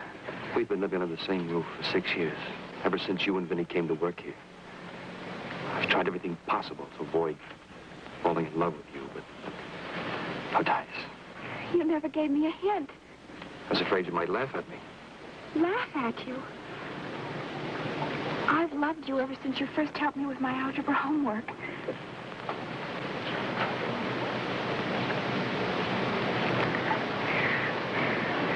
Marry me, Connie.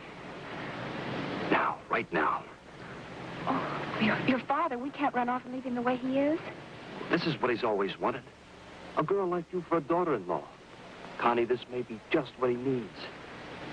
I know it's what I need. Come on, let's tell Vinnie. No. I mean, not now. But I want him to know. I want everyone to know. No. People have been making decisions for me all my life. I want this one to be all mine. All ours. My plane's all ready to go. We'll fly to Alabama tonight. All right, I'll get some clothes. You'll take your car because, well, mine's on the blink. I'll meet you in the garage in a few minutes. Hurry, baby. I've waited too long already.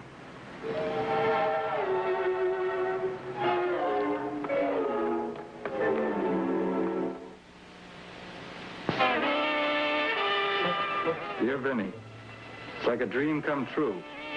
The next time you see me, I'll be Mrs. Freddie Endicott, Jr. Isn't it wonderful? Love, Connie. It's 7 o'clock. Do you have any idea what time they left? No. Miserable little punk. He doesn't care about Connie. We've got to find them, Vinnie. I'll call the cops.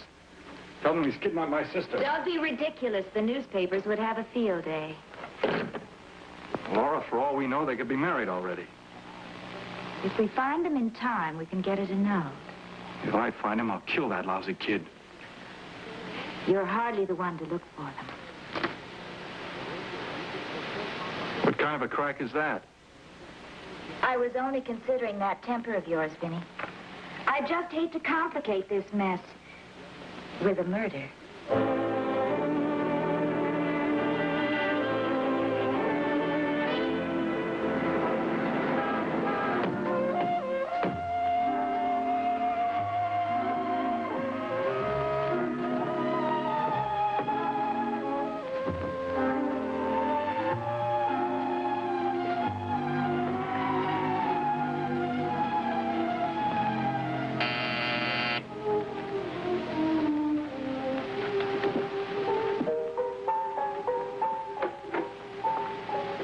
Michael Shayne?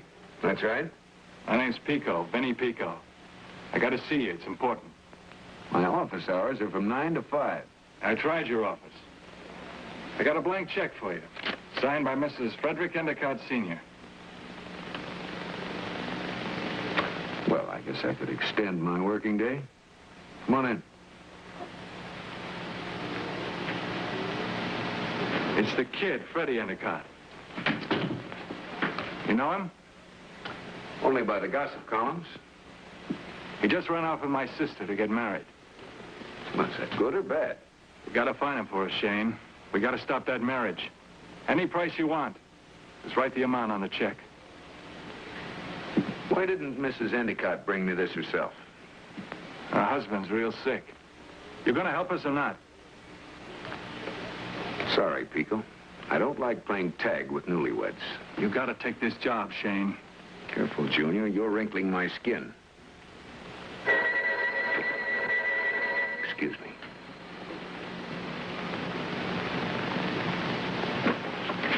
Shane speaking? Mr. Shayne, this is Mrs. Endicott. Has my man been to see you yet? Yes, he has. I do hope you'll take the assignment, Mr. Shayne. If Vinnie gets to them first, I'm afraid he might do something drastic. How drastic? He has a violent temper. In the mood he's in, I'm afraid he might kill Freddie. Come on, Shane, hurry up. Vinnie's capable of it, Mr. Shayne. He's killed before. What do you think you're doing? I told you, we don't have time to fool around. What are you doing? The police can find those newlyweds and keep you under wraps. I wasn't asking for trouble. I was asking for help.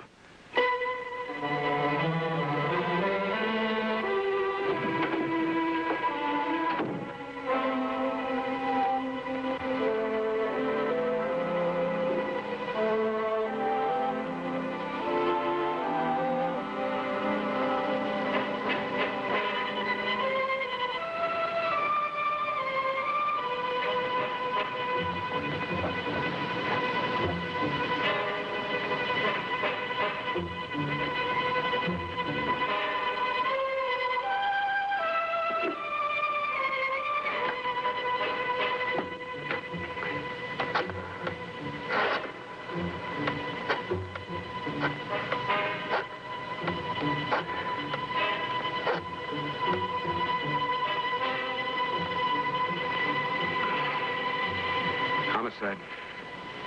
Will Gentry.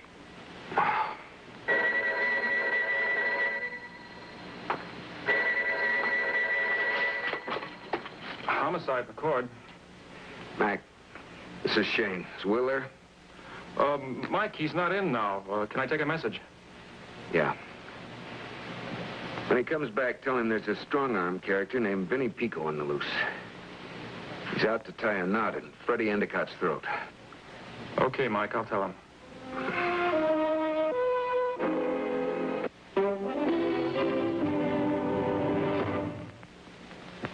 your lunch? Okay. Oh, something leaked. Every time I put a tomato or a pickle in, there's a leaky mess. You should wrap your lunch in new handy wrap. It won't leak. Sandwiches stay fresher. Right. Clear new handy wrap really protects sandwiches.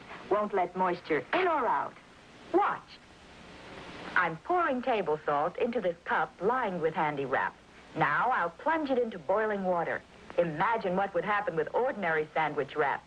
But handy wrap simply won't leak. Really locks in freshness. See? Not a hint of moisture. The salt still pours freely. Yes, handy wrap locks in freshness so you can make sandwiches the night before. Giant 100-foot roll wraps 100 sandwiches, yet handy wrap is economically priced like wax paper. Yes, you get 100 feet of handy wrap economically priced like wax paper. Handy Wrap, product of the Dow Chemical Company.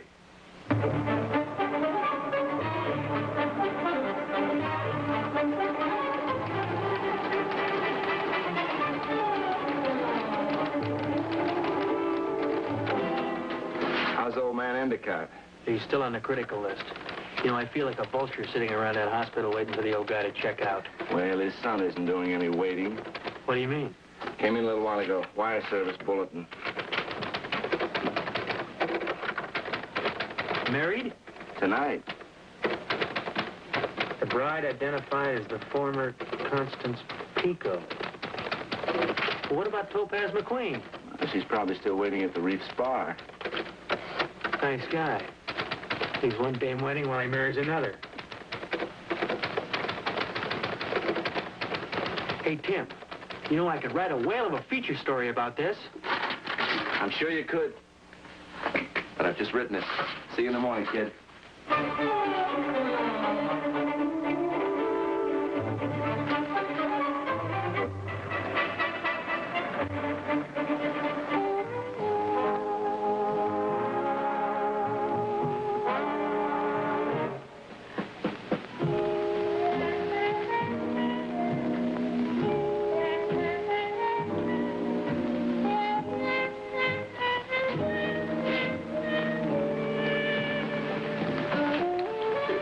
Time, Miss McQueen. I'm busy, Barney. Close up without me. I have to put the glasses away. Later. I'm building myself a monument. A monument. Something to remember me by. A teeter-totter. Appropriate, huh? If it's a teeter-totter, why doesn't it go up and down? I don't know. Sometimes I'm up. And sometimes I'm down. Up and down, up and down. If we don't close up, we lose our license. You don't need a license to ride a teeter-totter. Up and down. Story of my life. I'll call you a cab. No, I'm waiting for Fred. Miss McQueen, it's almost 2 a.m. He won't come back at this hour. We'll go to the beach house, he said. Our beach house. Hey, Barney, let's close up this place, and we'll go down to Freddie's beach house, and we'll sit there, and we'll wait for him. Huh? I'd like to. Some other time, Miss McQueen. Barney, it's a beautiful beach house. Down there's the ocean, and up there's the moon and the stars. And inside, there's a fireplace. Over there. And over there, is a hi-fi set. And on that wall, there's a gun case. With pistols and rifles. Mr. Endicott wouldn't have left you without a reason.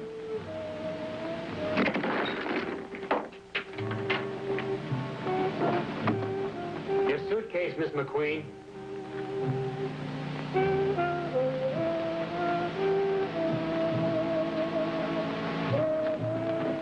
You better call a taxi.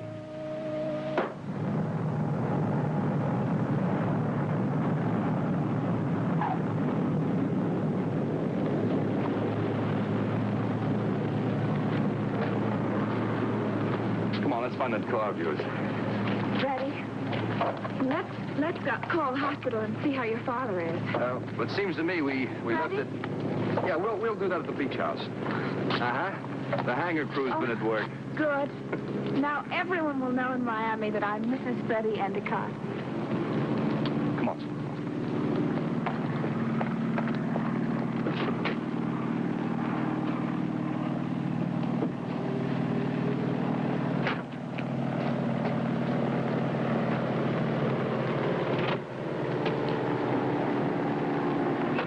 Off to the beach house.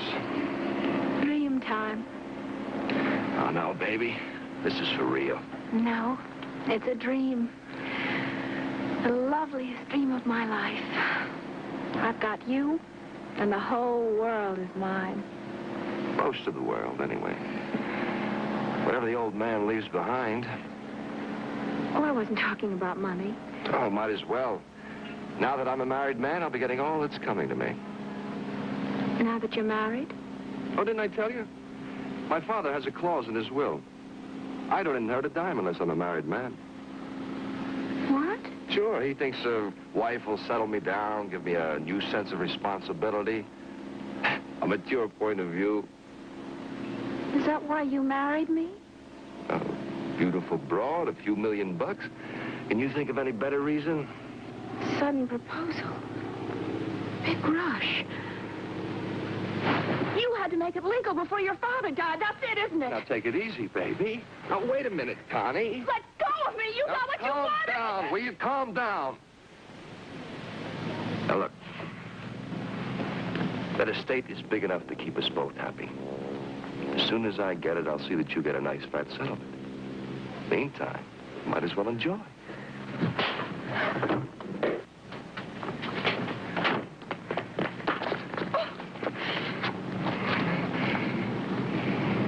Keys. Don't run off without your car.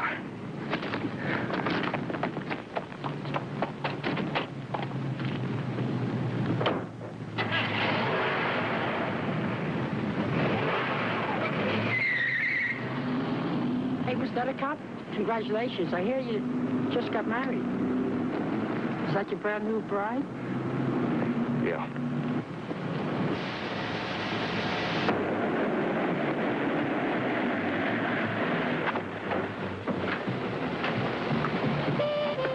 Keep change, Doc.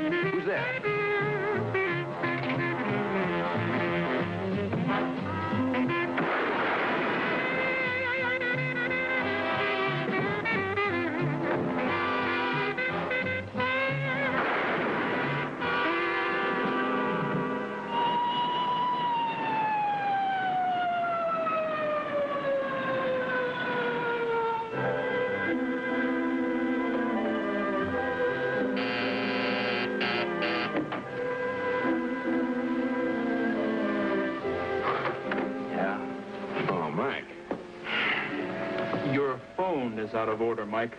You wake me up to tell me that? I like it that way. Will Gentry wants to see you. At 4 in the morning? Oh, my God, you're sick. Freddie Endicott's a lot sicker. He's been murdered.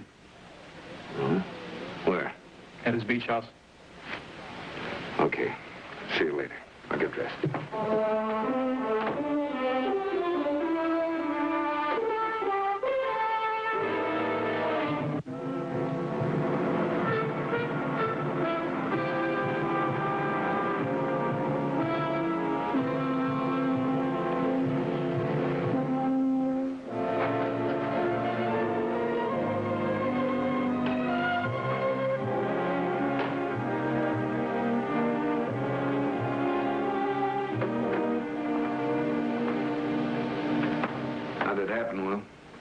Body was found in the doorway. The shots came from inside. So the killer was waiting for him, huh? Yeah. Even helped himself to the murder weapon.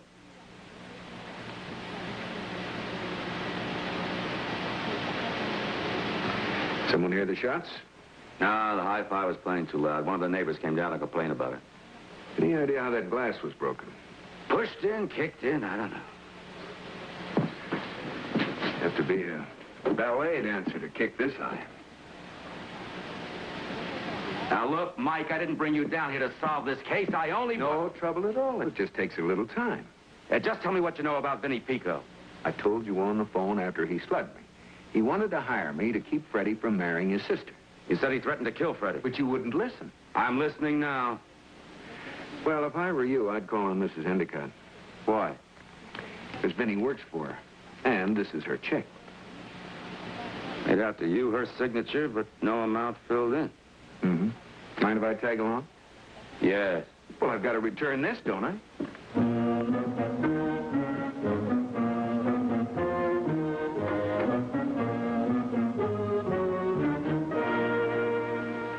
You were willing to pay any price to prevent that marriage, Mrs. Endicott? Mind telling me why? Because Freddie was being so unfair to the girl. Unfair how?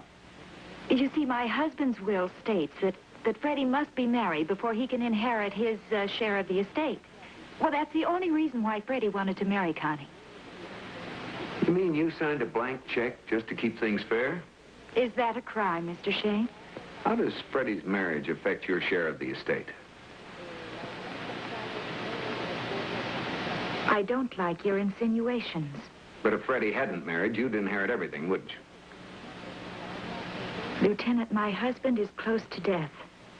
My stepson has been murdered, and I've had very little sleep, and I don't have any more patience to listen to this man. Your excuse, Mike? I'll write to you every day.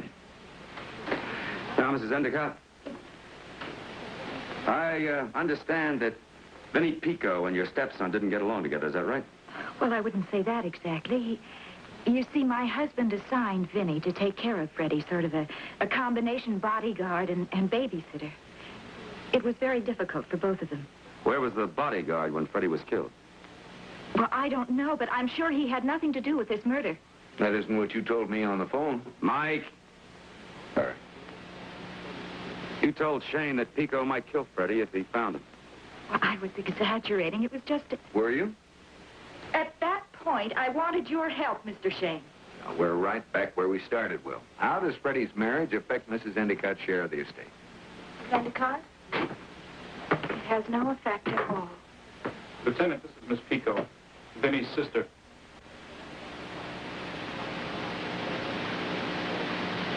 And Freddie's bride. Something like that. You don't seem very upset, Connie. I've been crying for the last few hours, Mrs. Endicott. For Freddie. And for me. For being stupid and naive. And letting myself get drunk on a lot of dreams. Now, when did you leave the beach house? I didn't go to the beach house.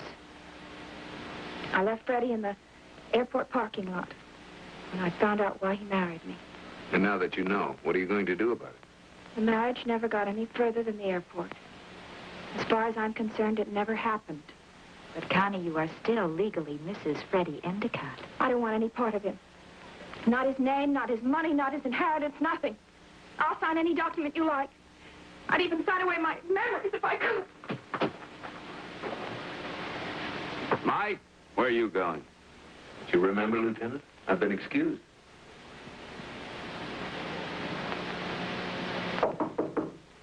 Who is it? Mike Shayne, Connie. I was with Lieutenant Gentry downstairs.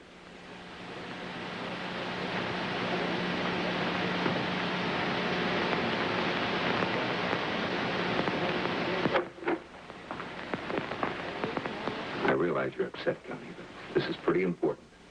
I don't know what's important anymore. Your brother is a murder suspect. Is that important to you? Really?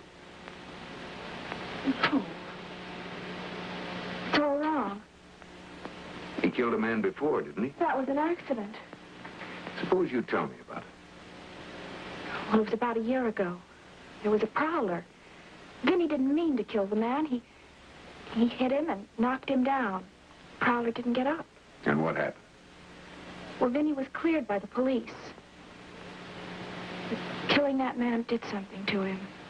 You think he's capable of killing again? Oh, no. There's a difference, Mr. Shayne, between an accident and murder.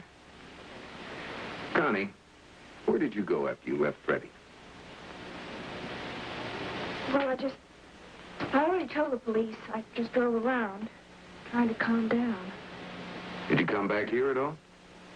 Here? No, why? You might have been looking for Vinnie. I wish I knew where he was. So do the police.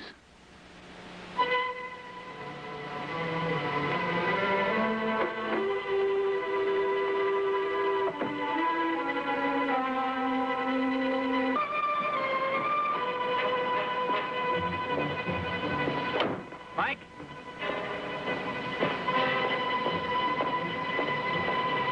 Good morning, Joe. You're up early. Haven't been to sleep yet. Where's Tim? Give a reporter a byline, and right away he thinks he should sleep at night. Relax, Joe. Your day will come. Maybe it's today. Is Gentry giving out any secrets? Afraid not. Maybe I can make a deal. He gives me a story, I'll give him a suspect. Huh? Who? The woman scorned, Topaz McQueen. With a name like that, no wonder she's scoring. How and where? Freddie Endicott was with her at the Reef's bar yesterday. And he left her high and dry and eloped with that Pico dame. How do I find her? Stand in a corner and whistle. Thanks, Joe.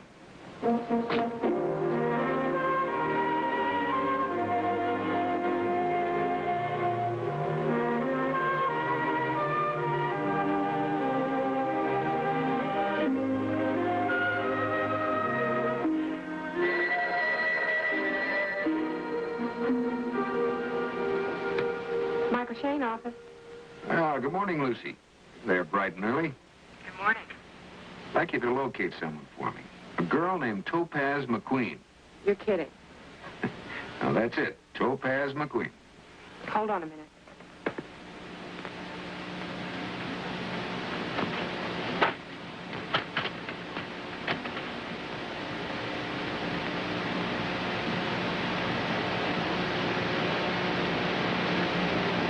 Mike, did you say McQueen? That's it. Topaz. She lives at 274 Windsor Street. Hey, now, wait a minute. Don't tell me you know her. Never heard of her before. Well, then how did you know her address? She's in the telephone book. Sorry, I asked. Look, if you want me, I'll be over there, Lucy. Okay, Mike.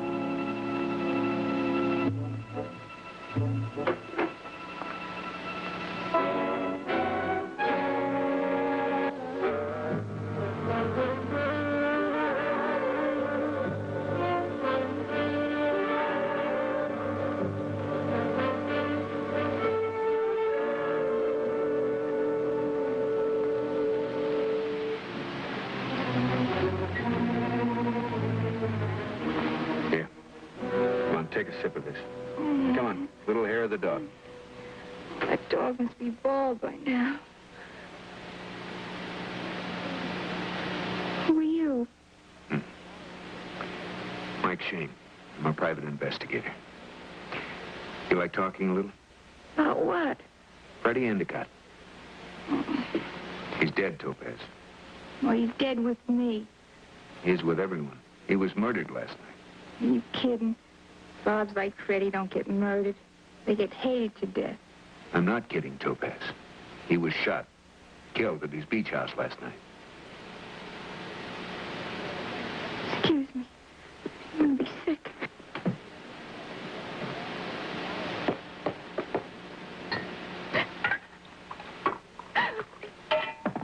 I said hair of the dog, not the whole animal. Come on. Let's try to pull the pieces together, huh?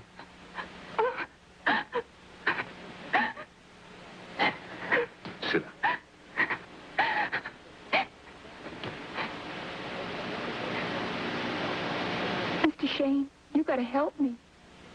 I want you to. I was at the beach house last night. When? After the bars closed. I thought Freddie might show up. Did you go inside? For a little while. Then I started to get mad. So I left. Police are going to find out that you were there. I know. They'll think I killed him. Did you? No. You had a good reason to. Mr. Shayne, killing Freddie would be like scrambling the golden egg. He had everything I wanted. Everything. Big name, fine family, all the money that money can buy. Freddie and I, we understood each other. Just a couple of no-good nicks, you know? Yeah. I know. Who am I kidding? Do I look like the kind of a girl you take home to your mother? If I even suggest it to a man, he runs off and joins the PTA. He knows I can't find him there. Where did Freddie run off to? He didn't. Vinnie, what's-his-name, came and dragged him off someplace. And he didn't come back? I thought he would. I really did. You gotta help me, Mr. Shayne. How? The police. They'll believe you. Come on, answer. Who's there? Please, open up. Miss McQueen, you again? My name's Shayne. That's Miss McQueen.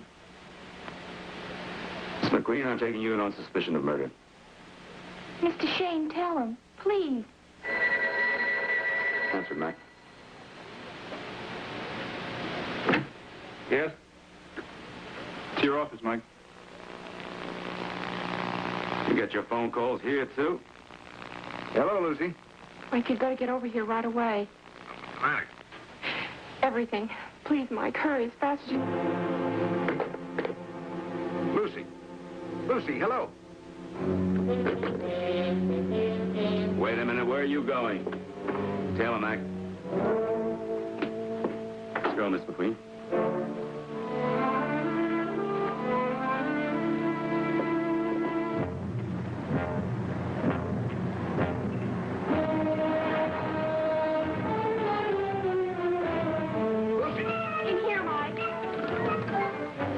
Lock the door, Shayne.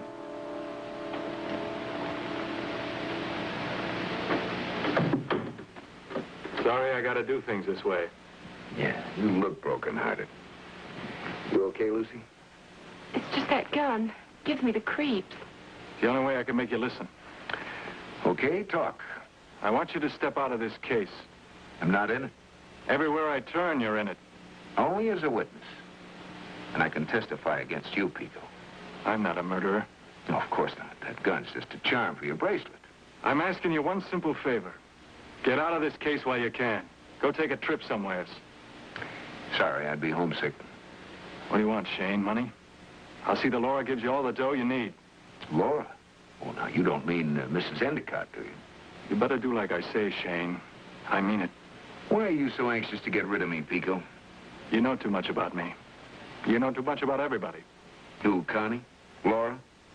You and Mrs. Endicott must be in this thing together. Shut up. She supplies the money, you supply the muscle. I said shut up. Mike, be careful. Old man Endicott dying, young Freddie Endicott dead. It's the difference between just being plain rich and very, very rich. One more word, Shayne. Just one more lousy word.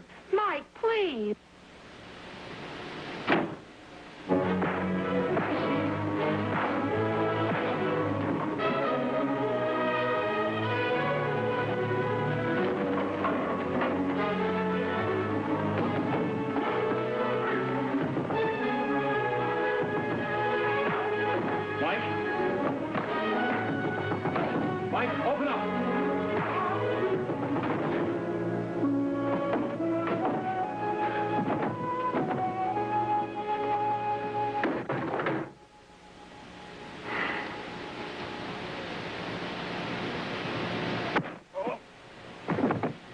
Good thing you don't wear snowshoes.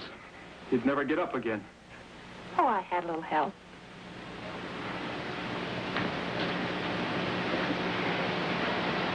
Who is he, Mike? Vinnie Pico. And he didn't kill Freddie Endicott. How do you know? He told me. I'll take him in anyway, just for insurance. On your feet. You're making a mistake, Mike. You came here to scare me off the case. Sure, you know too much about him. If he killed Freddie, he'd be miles away by now. He's protecting someone else. You know what you're talking about, Shayne. All right, let's go. What for? We'll start with double parking and work up.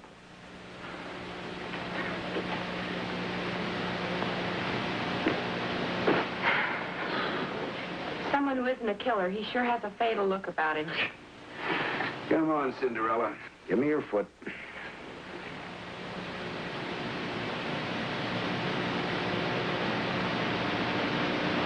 There'd be a ballet dancer to kick this on. Yeah. Excuse me. Hey, you've got my shoe. Oh.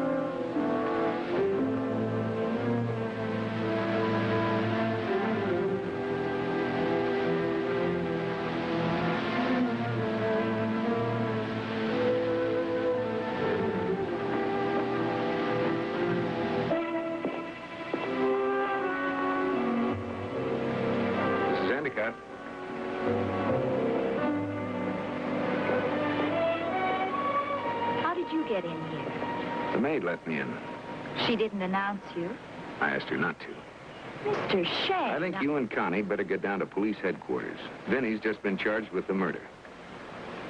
Vinnie? But he didn't do it. I can't believe that. Lieutenant Gentry thinks he did. What about that Topaz woman? She's in the clear. And Vinnie's just about ready to sign that confession.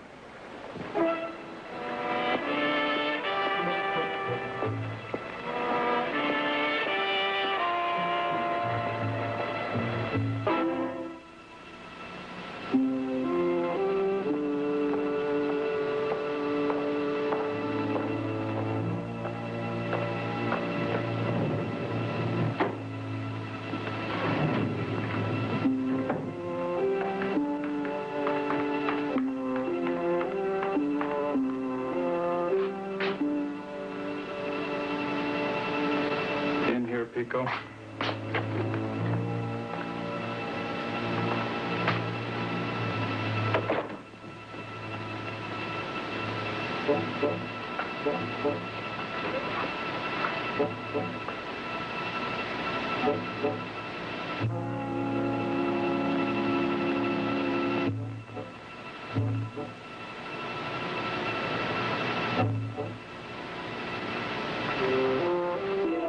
Well, Vinnie? What have you got to say about it? I think it's a frame. You do, huh? It's evidence. Doesn't mean a thing. She couldn't have killed Freddie. Why not? Because I killed him.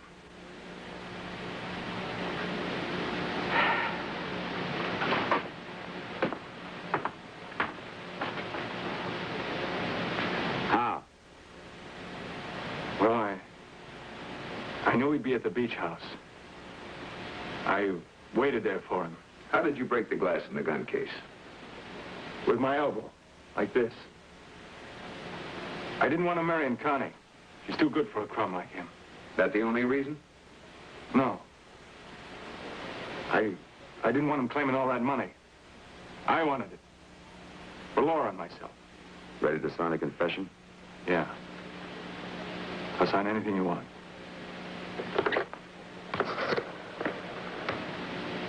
Send in a stenographer.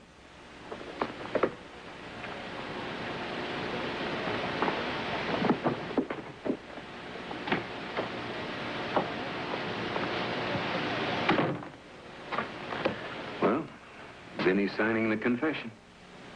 That can't be true. He couldn't have done it. Who made him confess? Not who, Connie. This. The heel of this shoe was used to break the glass in the gun case. Notice the scratches back here? Little slivers of glass in the heel? And it belongs to the killer. Vinnie is protecting me. He's always protected me. You can forget Vinnie's confession, Will. We've got a better one. No better. Just a little more truthful. What is all this? Don't listen to her, Lieutenant. It's too late, Vinnie.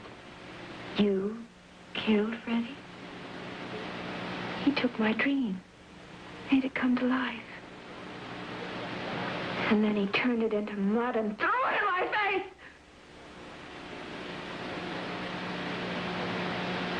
Do you understand? I guess I don't value my dreams as much as you do. Maybe you're just lucky. Please forgive me, Vinnie. Come along, Connie.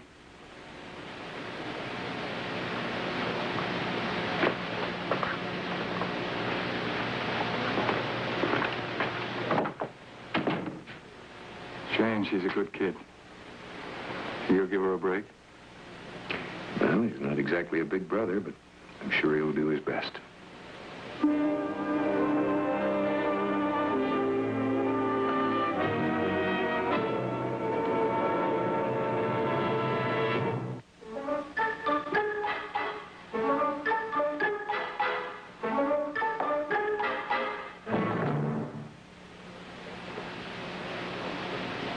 Hey, Mike, what tipped you to the shoe bit? Lucy, when she started waving her shoe like a shillelagh, the light bulb went on. I still don't dig it. But when Connie showed up after the murder, she was wearing a blue dress with blue shoes. Great. Now he's a couturier. Oh, now, Tim, don't use that kind of language in front of Lucy. What Mike means is she was wearing a blue dress with shoes to match. That's right. When I saw her up in her room, she changed shoes to a pair that didn't match. Nobody who was anybody would be found dead in shoes that didn't match an outfit. Hey, Tim, I got a plaid jacket at home I wear with suede shoes. Burn it, kid.